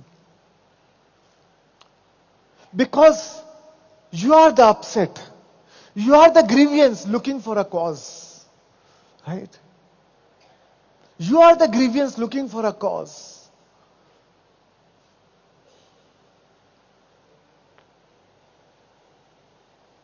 Because over a period of time, ego,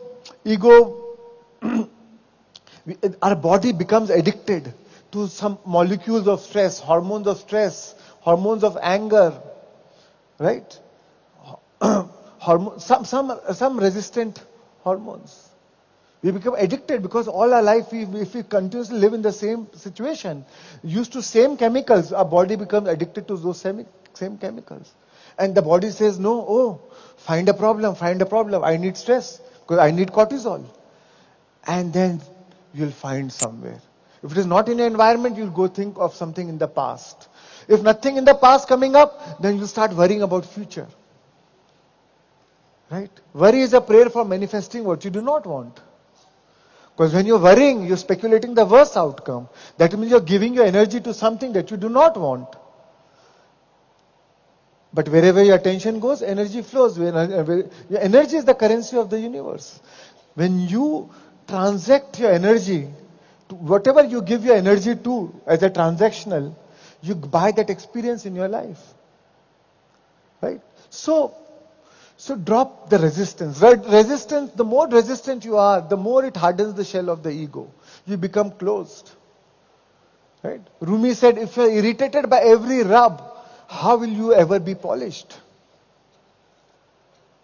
So again, remember, when any time any resistance coming up, know that this is not me. This is my identity, my ego acting up. That awareness is the key agent for change. Right? Awareness is the key agent for change. Meditation is a preparation. Right? Great meditation, we feel love, we feel joy, we feel happiness. But the real test starts when you get up and meet the same mother-in-law, same traffic jam, same boss, same challenges, who push the same emotional buttons, and you go back to your past. Right? So, the real challenge, and when you are aware in that moment, and instead of reacting, now you respond, you behave differently. That is what enlightenment is. That is what called many meditations throughout the day. You are aware. Last time you were unaware. Same moment, same situation, now you are aware. Last time, same situation, you were angry you are upset for maybe 2 days. Now you became aware, and maybe you can transform your emotions in 20 minutes. Because awareness is the key. The more conscious you are of your unconscious thought, behavior and actions, the less unconscious you will go throughout the day. Because the moment you become aware, you become separate from it. You become separate from your ego. Because that awareness is the consciousness. It becomes separate from the ego. The moment you become separate, ego loses its intensity. It loses its strength.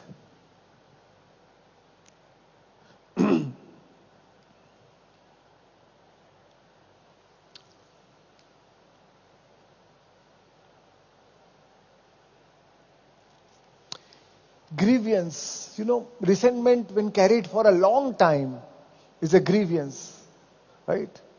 And so many times we also go through collective grievance, which can even go on for centuries, We see many countries fighting, There's so much of history behind it. There's a collective grievance. Say for us, say with India, with our, say some neighbor, we say, oh, this is an enemy country. Now we are born in that environment. We've been conditioned to believe that the person from that country is our enemy. They did something wrong to us. Now we don't know, and they have their own story. And they believe that the other country is your enemy. Right? And that collective grievance. And as a nation, we all believe that this is our enemy nation. And that collective grievance can go on for centuries. Right?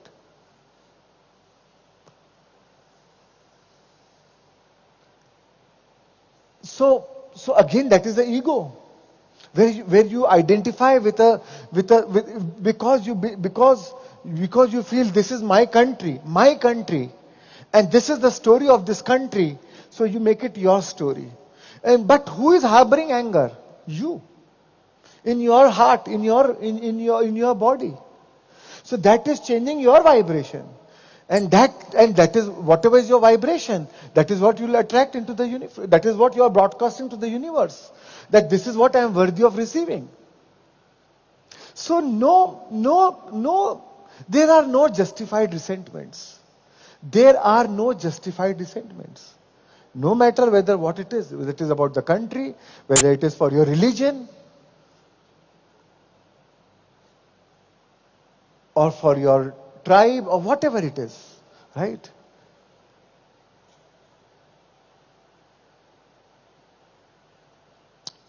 Ego loves being right, right? So being right means making others wrong. So it's so much fun to win an argument, to say your perspective, your opinion, your judgment, your story. Because when I say, oh, this is the only truth, it gives me a sense of superiority. I'd rather be right than at peace. Right? So ego loves choosing dominance over tolerance. Right? And I feel sometimes letting go is of far greater superpower than defending or holding on. We love to defend our own truth. Oh, if I vote for some political party, I can argue till death, no, this is the only right party. Right? Now, everybody has the right to their own view. It's not about right or wrong. It's about you hold your truth, they hold their truth. But ego loves somebody on the other side. And you love to make yourself right. Oh, my truth is the only right truth. My religion is the only right religion. My view is the only right view. Right?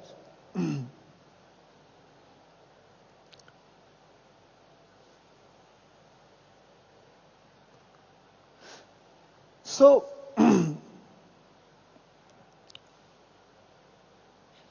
another is judgment. Ego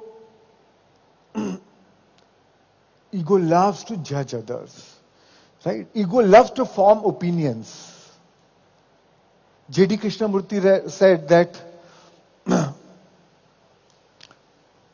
the mark of true intelligence is to observe without evaluating.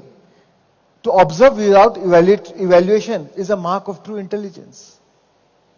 But ego loves to evaluate things, to make form and opinions, because that doesn't need any accountability. I can think whatever I think about you. Right? I don't need to be accountable to anybody. And so ego loves to weave a story and make judgments. Right? Even sometimes if you are very ethical and if somebody is taking bribe or say somebody is doing anything unethical, we form judgment about them. We say, oh, I hate this. I hate these people. How can they be like that? But if you truly believe in free will, you will say everybody is co-creating their reality. They are making their choices. I will make my choice. I don't need, why should anybody's behavior make me resistant? Make me despise? Because what you resist, you persist. Right? So, but ego loves to make judgments. And judgment has an emotional charge. So suppose if you're very calm and peaceful, and if somebody gets angry or short-tempered in a family, you will say, oh, how stupid this person is. How idiot this person is. Now, you may not verbalize it, but you have a strong judgment towards that person. And every judgment carries an emotional charge. Right? And because of that emotional charge, you will evoke, that becomes your vibration. And your vibration speaks to others, your energy speaks to others even before you speak.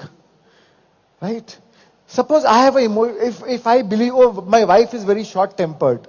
When I am around her and I'm just because she's saying something in a little bit uneasy tone and I'm saying, oh, ab to bas, she's going to behave like this only. Oh, lo, chalu ho gaya iska. मुंह से I will not से, क्योंकि मुंह से बोलने में तो फटती है, बट अंदर स्टोरी चालू हो गई. राइट? सो अंदर स्टोरी चालू हो गई. बट व्हेन यू जज, that is the emotional charge that is you are resonating to her, and because of that you will evoke more of that response from her. So actually you are triggering that behavior in her because of your judgment. Right? So actually you are participating in your wife's behavior or in your husband's behavior by carrying that judgment. Because the judgment has that emotional charge. Right? So ego loves to judge others. Ego loves, because that is how ego thrives. Somebody is not correct. Somebody should not be the way they are. Right? And actually, when you judge others, yatha drishti tatha shrishti. A man is according to the manner in which you look at them. Right?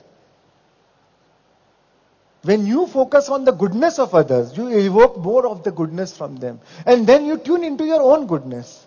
When you focus on the faults of others, you create your own fault lines. Right?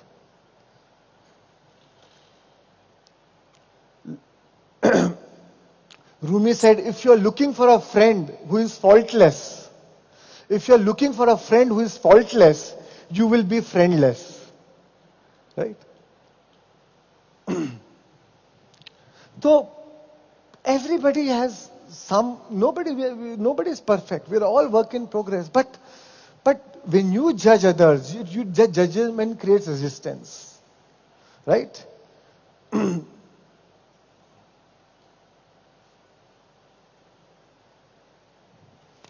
Ego loves to defend its own truth. Ego is a master of selective perception. I like to think, we don't see things as they are. We see things as we are. हम चीजों को वैसे नहीं देखते जैसी वे हैं, हम चीजों को वैसे ही देखते जैसे हम खुद हैं. So ego loves to distort the interpretation. Even religion, suppose if you are born, say if I am born in, say, Jainism, I'll say, oh, my religion is the best. Right? और हमारा धर्म सर्वोपरि धर्म है. So even there the ego comes. Right? If they belong to my religion, my caste, oh, I'll be happy to help them. Because ये तो मेरे धर्म वाले हैं. So ego, and subconsciously the ego is surviving. The ego is thriving. Ego is acting through you. And then again in the name of religion, you fight with another religion. Because you want to defend your own truth. भगवान के नाम पे हम मरने के लिए तैयार हैं. अरे मरने किसने बोला था भाई? जी लो, भगवान के नाम पे प्यार कर लो, वही तो भगवान की सीख थी. बट हम मरने के लिए तैयार है, लड़ने के लिए तैयार है, कटने के लिए तैयार है, काटने के लिए तैयार है. Right? This is how ego, this is how ego works.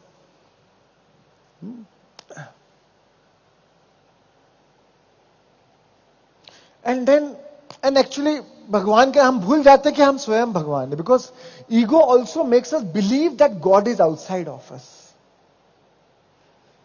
Because the ego always wants somebody on the other side. So the ego loves to make you believe that there's a God is outside of you.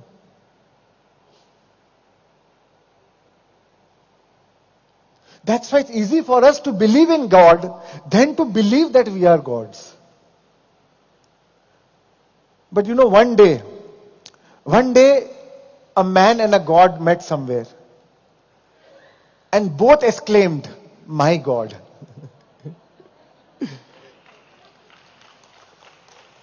That's why Patri sir always used to say, "My dear friends, my dear gods." Right? We are all gods. We are all creators. Right?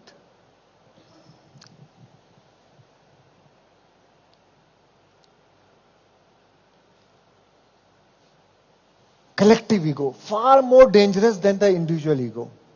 Like I gave you the example of nation, religion, you know. We're ready to do so much. Human race. Oh, human race is superior. That's why we inflict so much of violence on everybody, on other races. Against Mother Earth, against other species. Right? So this is collective ego is far more dangerous. I can kill thousands of animals to make one for my own personal survival. Or living beings, other living beings. Because that is, because I feel I am superior. I am a superior race. Right? We can destroy so many plants, so many wildlife, just because I want to survive. So ego loves that. That's a collective ego. Far more dangerous than a personal ego. Right? At least personal ego, you can realize, you can wake up. You feel ki, oh no, there's something wrong. I need to make a change. Collective ego makes you believe that this is the right thing what you're doing. Right? If there's some violence, there's a fight between two countries or some nation, something, if you hear that in your enemy country there was a bomb blast and 100 people died, the ego makes you feel happy. Somehow you feel good. हमारे तो 2 मरे, उनके तो 100 मरे. So, but ego makes you feel good about it. Wow, nice. Forgetting that who made this division, who made religions, who made countries, humans. In the eyes of God, God only sees in one way, whether are you connected with your source, with your godlyhood, or you are not connected. There's only two categories. It's not about Hindu, Muslim, India, Pakistan, Ukraine, Russia, or whatever, Israel, Gaza, doesn't matter. Right? Are you connected or are you disconnected? So, but ego loves to keep us trapped in this collective ego. But you know what happens? If you hate a country or people there, you know, next lifetime what will happen? To learn the lesson, you'll be born there. Then you'll hate this country. Then again you'll come here. So bas chalta rahega, you know. So the sooner you'll realize it, the sooner you understand how is ego operating within you. You know this is how ego acting out from me. Ego acting out through me. Right?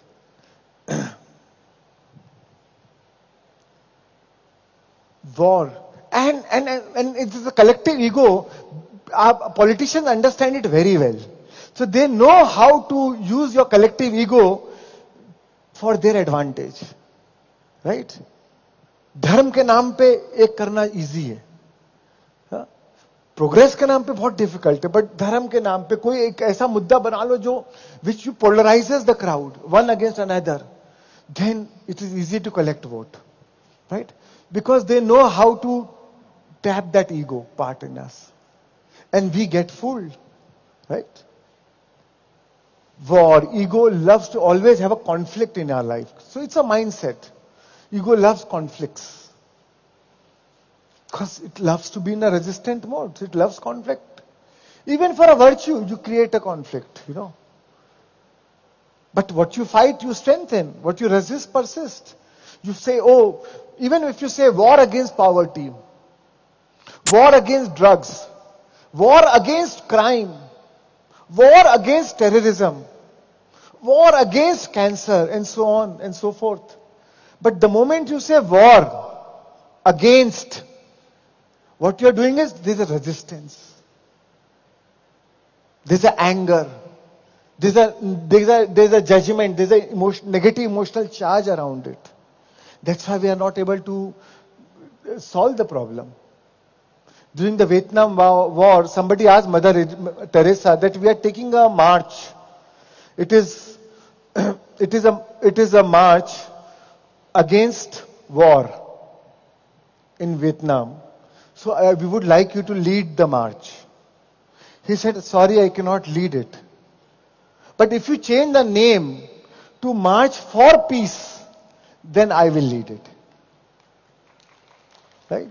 So, but ego loves to be, even for something which you feel, oh, you're fighting for a cause. You know, the word fight. I'm dead against it. We need to take the word against out of our dictionary. No form of resistance is serving you. Doesn't matter. No, there are no justified resentments. Right? You can still do what you want to do, but without any resistant emotions. Right? I met so many people who are doing so much of, they're social activists, and then going through depression, going through cancer, going through some severe health issue. Because of being activist for a good cause, they've been always resistant against the system, against the people, against the society. You know? So no good actually comes out when you cannot love yourself. When you lose any cause, even if it's a good cause, but if it's letting you lose your connection with your own inner being, how can you help others when your cup is only empty? You can only give to others what you have. Right? So no really goodness comes out when you do things out of resistance. Right? That does not mean you take action, but from a right state of being. That's why you are human beings. Human is about doing, but being is from what state of being are you doing what you're doing. When you do things from the right state of being, then you are not alone. The whole universe conspires and come together. All the cooperative components of the world, of the universe come together to make it happen for you. Then what you do is effortless. You do little effort, you get much more results. But when you are doing from a wrong state of being, your being itself is becoming a roadblock for what you are doing.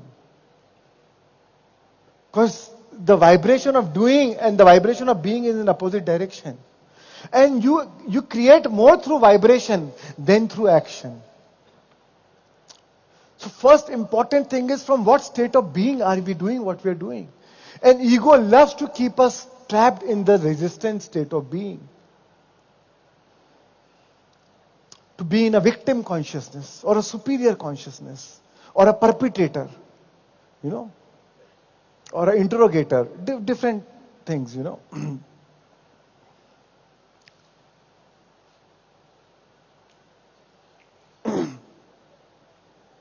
So hatred for violence will not bring peace. Love for peace will bring peace. And if we want world peace, the world peace will come through peaceful pieces. Right? If we all make ourselves peaceful, the world will be peaceful. Right? So the change starts from us.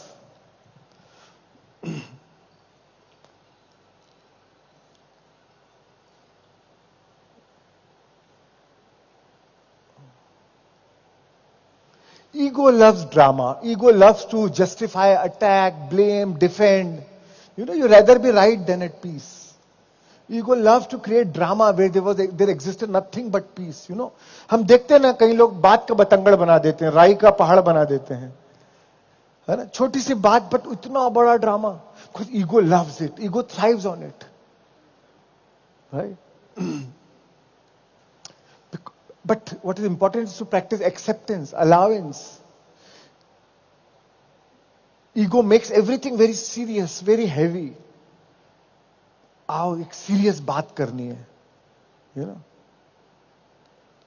We want to take, but we are meant to be light-hearted. We are meant to be fun. We are meant to be spontaneous.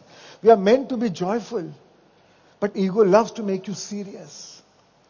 Feel like the heaviness of world of things. Right?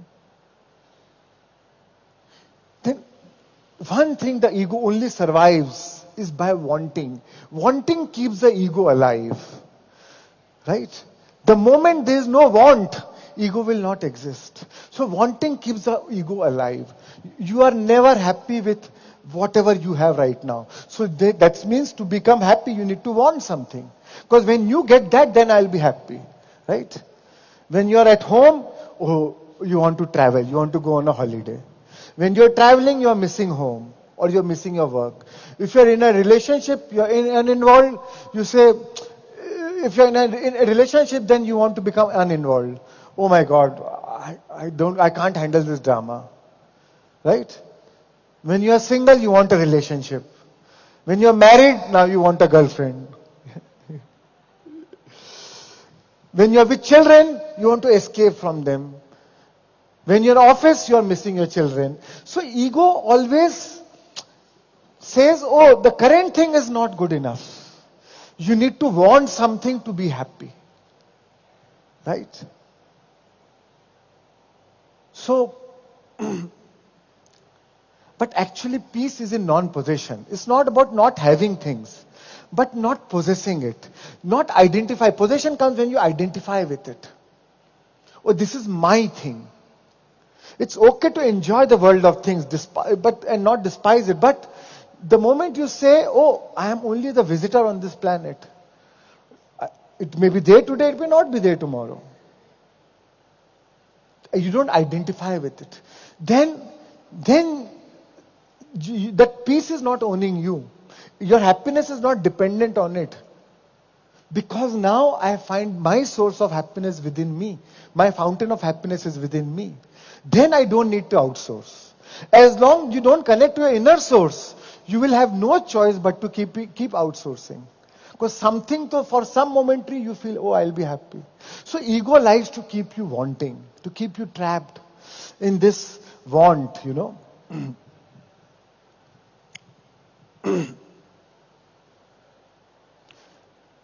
And then when you get it also, then ego will create something different.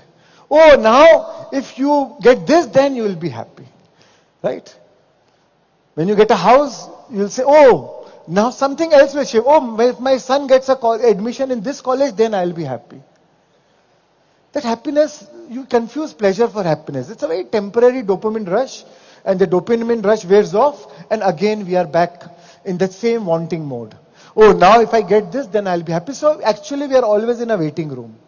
We are always postponing happiness.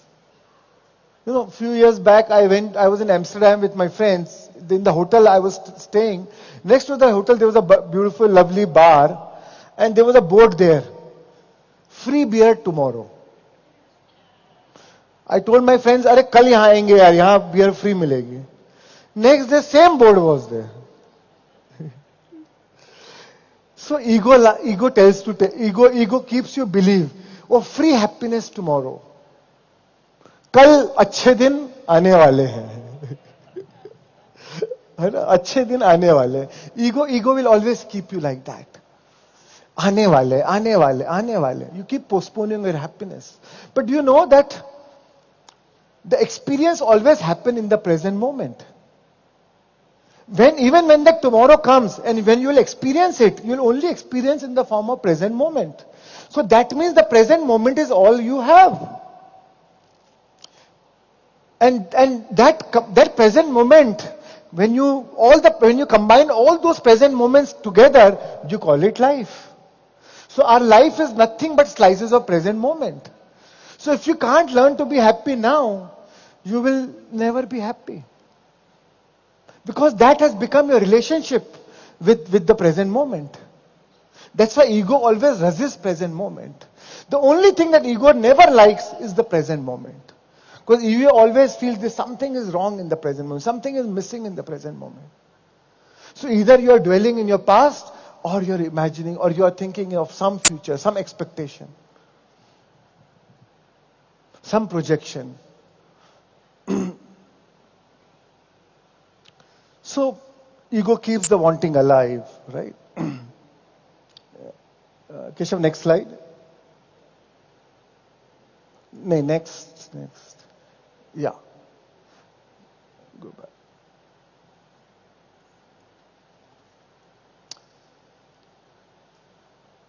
Yeah. Now, ego is governed by fear.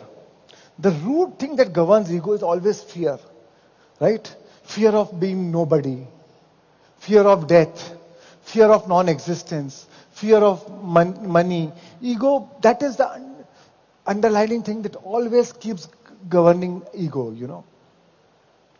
So again, ego keeps you trapped in fear, you know. Fame, where ego loves to, because ego has trained you to seek fulfillment from outside. But the more you seek fulfillment from outside, the more you are getting disconnected from inside. So the more you try harder, the more you become unhappy, right? I've seen a very close friend of mine, very big film star, 2 movies got super hit. And she thought, when I'll get that, it was her dream, childhood dream, came from a very ordinary background and became such a big star. And she said she'll be the happiest. After 10 days when I met her, she said, I don't want to tell in front of everybody, but I am feeling depressed, I am getting suicidal thoughts. I need help. Because all my life I thought when I'll become this, I'll be so happy. But actually I am very unhappy because I don't know why I'm not feeling happy. Because in so many years, we have become addicted to hormones of stress. Now ego says, now you're addicted to stress. The body has become chemically addicted to stress. So even though that event happened, you're not feeling the happiness. That's why Lao Tzu said, to understand the limitation of things, desire them. Right? Osho used to say, I want you all to become rich. So that you know there's something beyond it. Right? Richness is not everything, right? Jim Carrey said, I want everybody to become rich, to understand the limitation of richness. So, ego loves fame, believing that when I become famous, I'll be so happy. Right? That's why we see so many politicians joining politics, which should be a great tool in the service of others, but it becomes a tool in the service of their own ego. Right?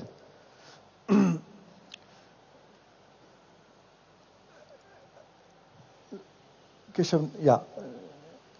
And another thing is ego always resists present moment. Ego hates, as I told you, present moment. Right? This has become your relationship with time. Right? But we forget that today is the tomorrow you dreamt about yesterday. If you thought you will come for this summit, the only way you are experiencing this summit is only in the present moment. Right? So experience can only and only exist and happen in the present moment.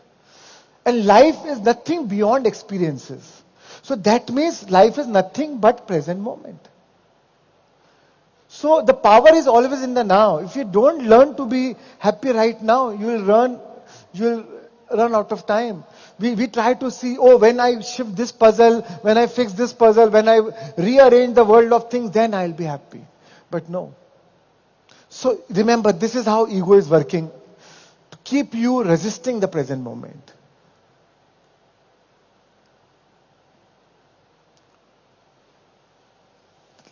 Ego is alone. Ego is lonely.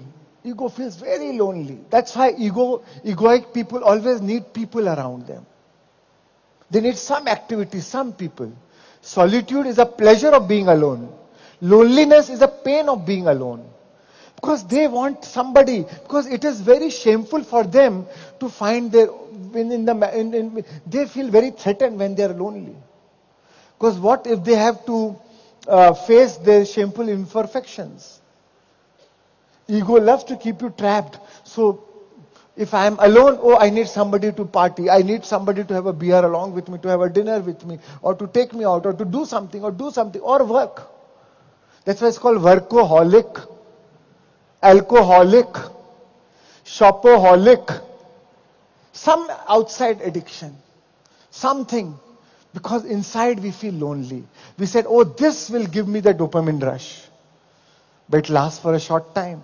And then again that loneliness comes back. Then we need more dose of it. Behind every addiction, there's a emotional addiction. Right? There's a loneliness. There's a trauma not yet been healed. Right? So, this is the trait of the ego. Ego make you feel very lonely. Right? Ego loves to seek approval from others. Ego makes you do things for the approval of others. Just 5 more minutes? 5 more minutes? 2 minutes, okay.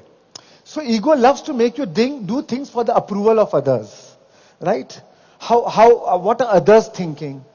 I wanted to become, say, maybe an artist or a dancer. Oh, but my family wanted me to become a chartered accountant. You know?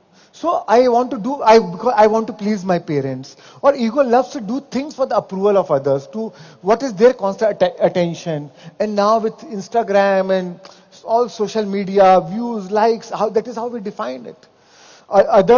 We want others to validify. So we do even work for our own name. Or if I do this service, then my name should come here. You know. So ego always loves you to live your life with an external reference. Right? If the others are criticizing you, then you are unhappy. Right? Others' opinions matter you more than your own inner voice. In fact, outside noise, because of the outside noise, we have drowned our inner voice. We have lost a connection with the inner voice.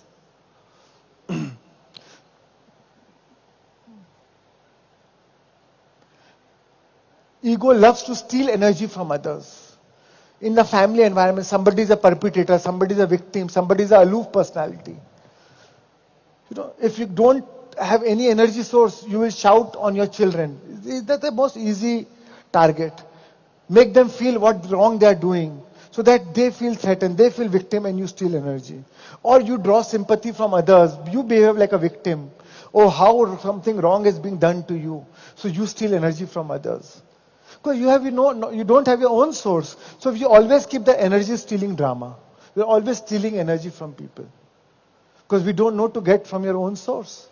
Because we are cut off from that. Right? And the last thing about the ego isn't wrong. It's just unconscious. Ego itself implies unawareness. Every time it is recognized, it is weakened. Right? Buddha said, seeing is freeing. जो साक्षी है वह मुक्त है. तो just ego के साक्षी बनना है. We need ego to do our world of things, to play our different roles as a parent, as a business, or whatever roles we play, many different roles we play. We need our ego, but we know that, oh, this is a temporary role I am playing. To be aware that it's only a temporary role. Right? When you are able to observe it in you, then it loses intensity. You are able to go beyond. Then you know, but oh, I am that pure consciousness. I am that untainted pure consciousness. I am that eternal being. Right?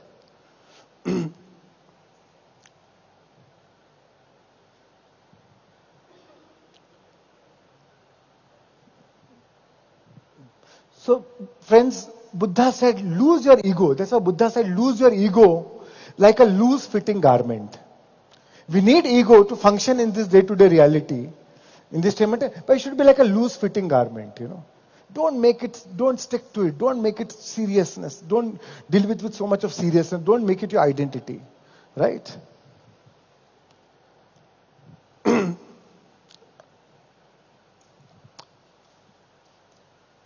Rumi said, be like a melting snow. Be like a melting snow. Wash yourself of yourself. पिघलती हुई बर्फ बन जाओ. खुद से खुद को पिघल जाने दो. खुद से खुद को धो डालो. तो हमें अपने ही ईगो को खुद को ही धोना है. Right? So it's not, we all the time we keep about trying to change others. But the key job is changing ourselves. Right?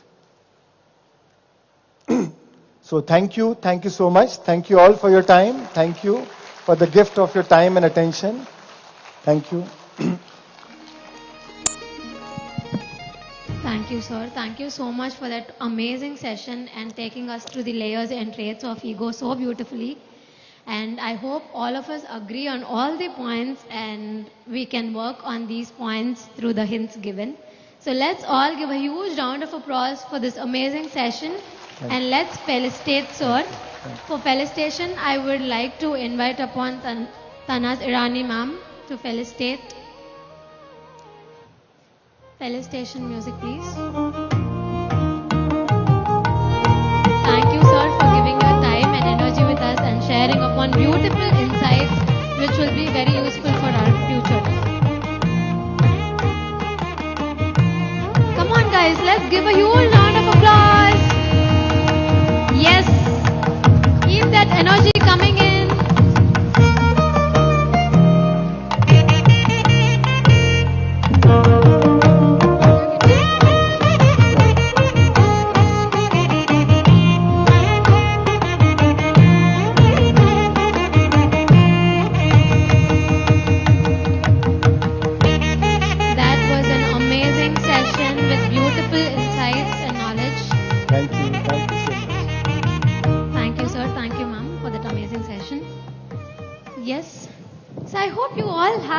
Lots and lots of energy, isn't it?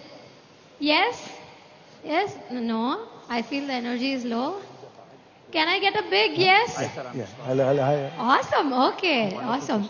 So let's get into the last and final activity for today. That is before we head back for dinner.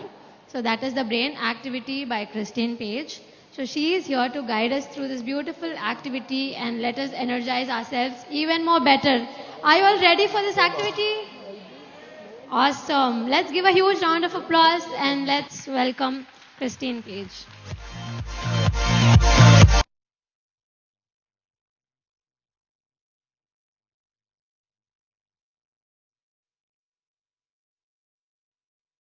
Yes. Your body is your friend. It's not the enemy.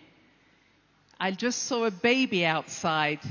The baby says, I'm tired. Let's go to sleep. How many of you feeling like going to sleep? How many of you have a body that's saying, I'm tired?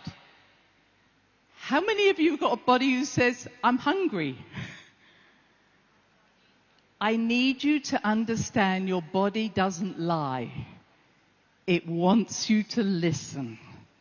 So when you have pain, take your tablet, but listen. The pain is saying, pay attention. Pay attention to this part of me. But we have been taught that we should not pay attention because there's more important things to do. If I don't put anything else out tonight, I want to say is, your body loves you. Pay attention or it will get your attention. And my 50 years of being a doctor says it will get your attention if you won't listen. Now, prior to that, as I said yesterday, I always ask what was going on when you got sick. And people say, I know why I had cancer. And I say, if you know why you have cancer, why are we not listening to you? And that's the reason why I'm doing this work. We're just going to do this simple exercise. Are you all ready for an exercise? And the way we're going to, what I always do is, I don't want to tell you something. I want you to listen to your body. And I want you to understand the body never judges. And I have people say, why did I have a heart attack now? And your body says, because I have worked so hard to keep your heart going, but you're not listening, so let's have a heart attack. Right? It's not punishing you. There's no karma in this. You're not here to suffer. Your body will work really hard for you until your soul says, enough. What we say, pull the plug, stop her. And that's what I see over and over again. But what do? We go to the doctor, give me a pill, so I can keep going on this path that is killing me. The body will say, fine, I will give you a bigger illness, so you cannot continue. Why is my body doing this? Because it loves you. So we're going to start this exercise with the understanding is your body is your greatest friend. All right? It is not the enemy. Now, it's a simple exercise. And when we finish, I want you to share with someone near you. All right? Because it's very good to have information, but when we share, we hear it. Are you up to that? Okay. So, I'm asking you to go to a place in your body. Whoa, this wind is doing lots of things to my skirt. I'm asking you to go to a part of your body that may have physical illness. Now, it can just be something minor, all right? Or it may have been that you had physical illness in the past, and you want to know what was the message, yes? Now, if you don't ever have physical illness anywhere, you go to your mind because you've got lots of problems up there. But I'm joking. Stay with the body. All right? If you've ever had a painful knee or a painful shoulder, go there. And when we're doing this exercise, sometimes it's helpful to put your hand there so you take attention. You know, you can decide if you want to put your hand somewhere. But if that helps you to touch it, go there. What I want you to do is, I'm going to just give you a little instruction. We're going to ask for what is a picture. Don't think about this. I want you to be curious. I want you to be like a child. This is fun. Rather than, ooh, am I going to get it right? So I want you just to be curious. And when I say what is the picture, I don't want you to have the anatomy. You're not a doctor. Ask that your body shows you out of your imagination what this would look like.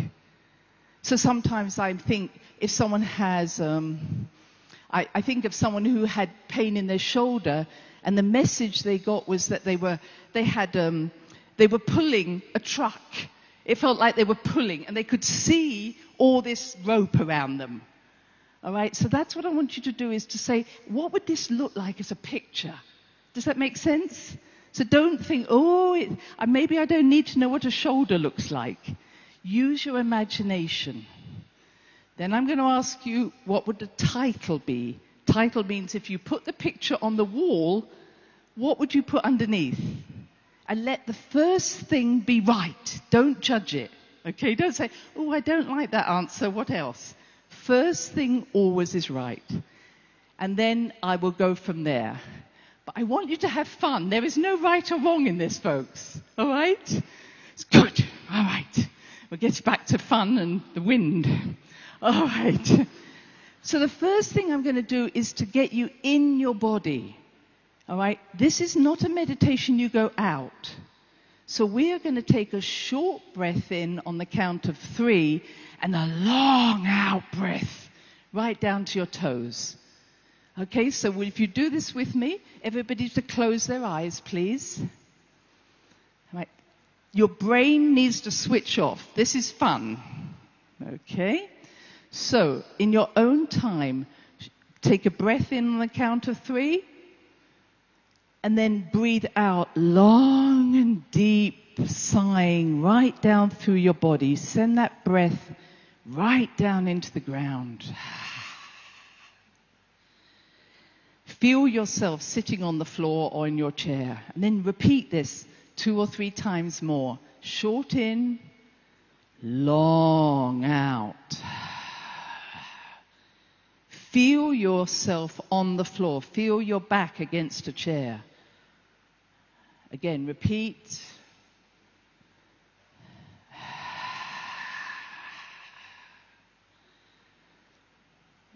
And as you breathe out, the last time, empty that brain of yours and just say, this is fun. I'm curious.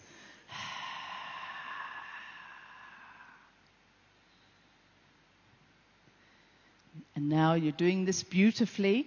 Take your awareness to your heart chakra, the center of your chest, where your soul resides, where it lives. And say to your soul, show me the message that I need to receive today, knowing that you come from a very loving place.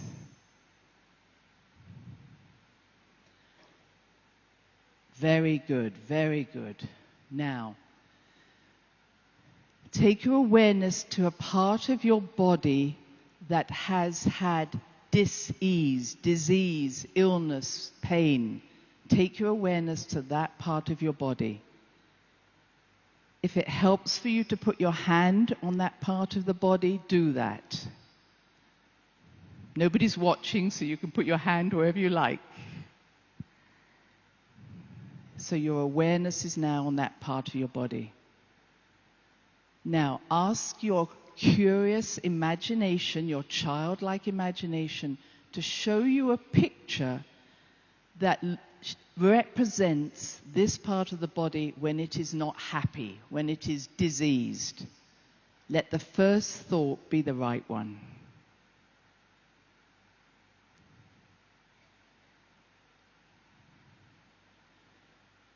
If you have an image, make it three-dimensional. Give it shape, give it color, give it feeling. What does that picture look like?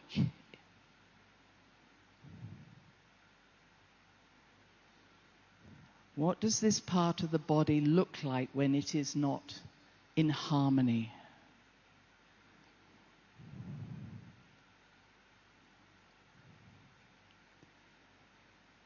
Now, if you could take that picture and put it on a wall, like in an art gallery, what title would you give that picture? And let the first thought be the right one. What is the title of that picture? Hear that now.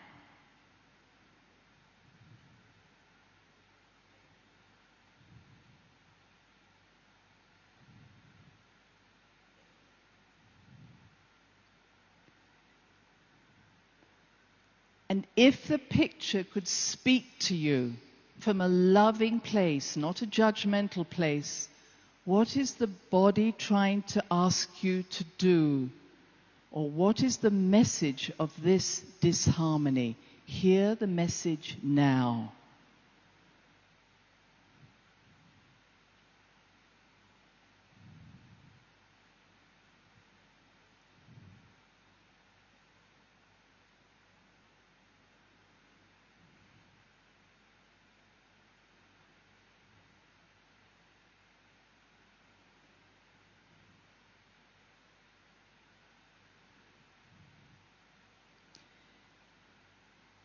And finally, if you could do one thing to the picture to bring more harmony to the picture, it might be to add color, or it might be to add something to the picture. What change would you make to bring greater harmony to the picture? Do that now.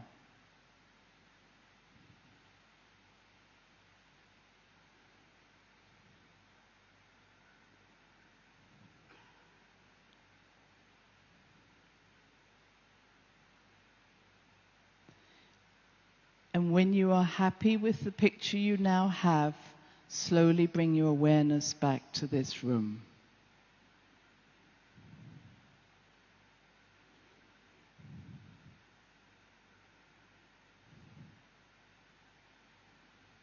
And in your own time to open your eyes.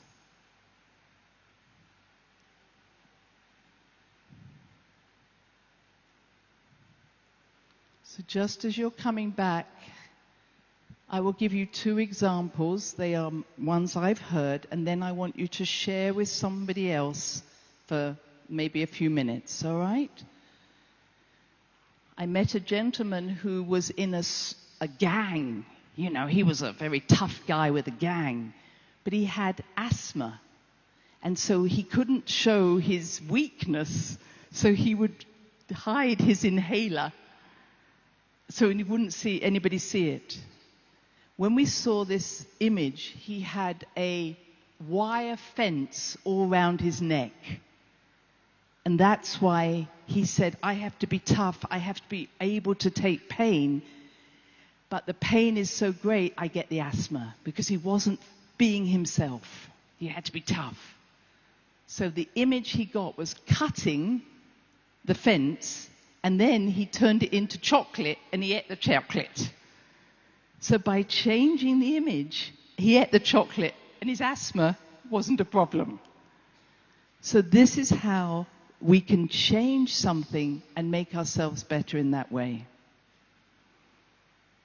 Another lady I saw who had cancer of her lungs, and she said she had an image of what we would call, they're rushes, but they're like plants in water.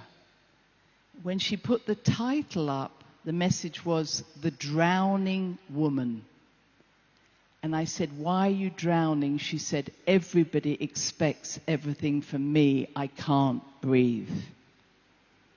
So what I'm trying to say is that when we practice this, we get some powerful messages that help us to understand the deeper meaning. And I hope you did get something. How many of you got a message that meant something? Can I see a show of hands? And others of you are going to do something more later. Please, even if you didn't get something, would you find a partner? And I'm just going to give 4 minutes, 2 minutes each to share, and then we're complete. So please find someone to talk to, someone who's awake and exciting to talk to. So find someone, and I'll time you for just 4 minutes, and we're finished. Please. Find someone interesting to talk to. You can talk about the weather if you want. You don't have to talk about this exercise. If you need to move yourself to find someone, do that. This is your opportunity to share.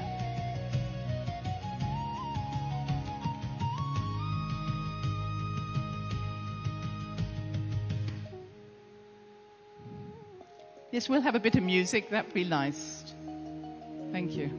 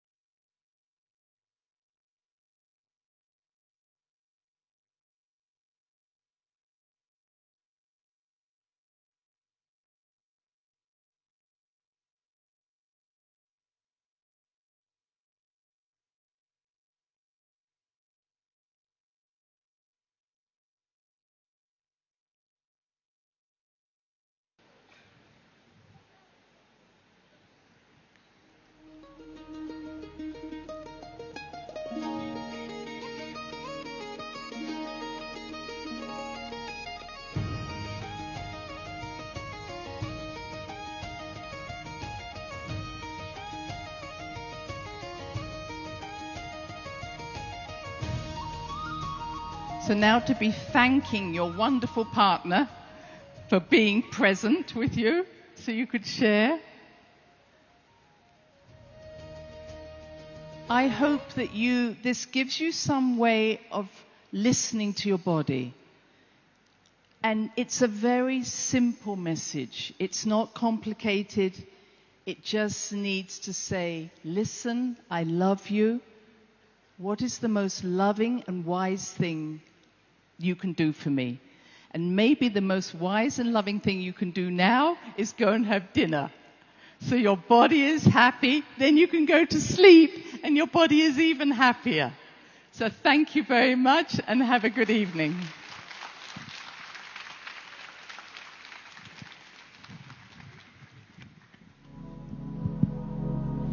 Thank you, ma'am, for that beautiful activity. I don't know how many of you all felt refreshed. You can raise your hands. At least I felt refreshed completely. Awesome. Okay. So how was day 2? Awesome? Amazing? Okay, thank you all for being here since the morning. So just before you all start going for dinners, can you all come up onto the stage so that let's take a group picture, no? Yeah? So I would like to call upon everyone onto the dais. We'll quickly take a group picture and then we can disperse for dinner. Yep.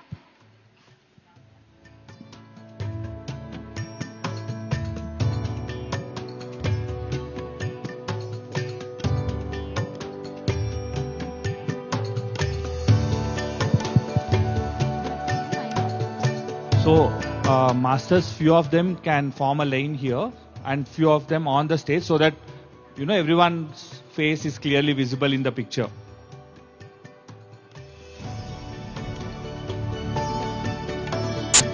So whoever wants their picture to be clear can stand here as well and here as well. So let's divide so that everyone's picture comes, face comes very clearly in the picture.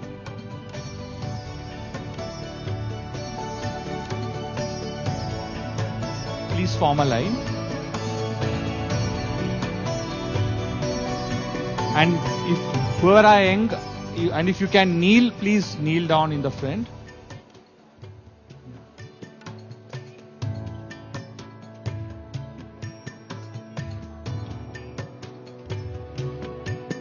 Photographer.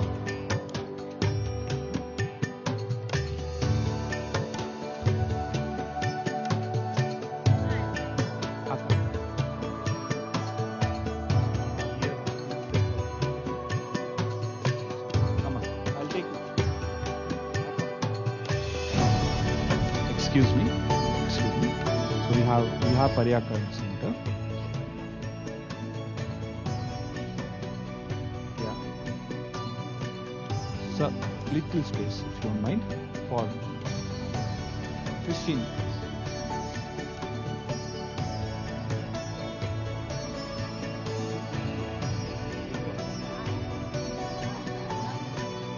Yeah, please. So please.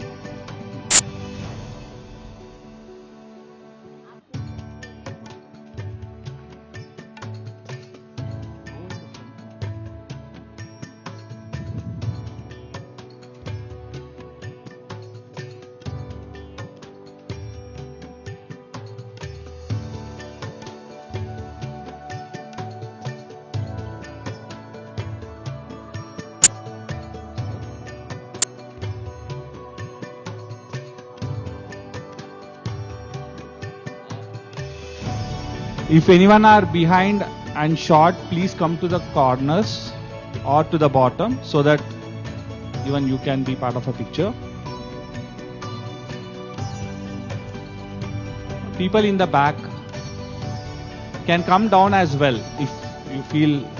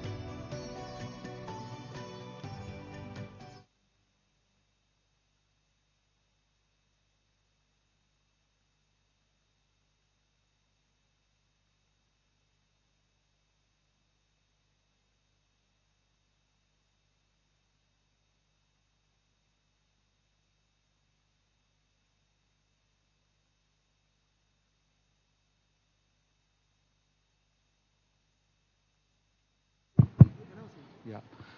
Thank you, Masters.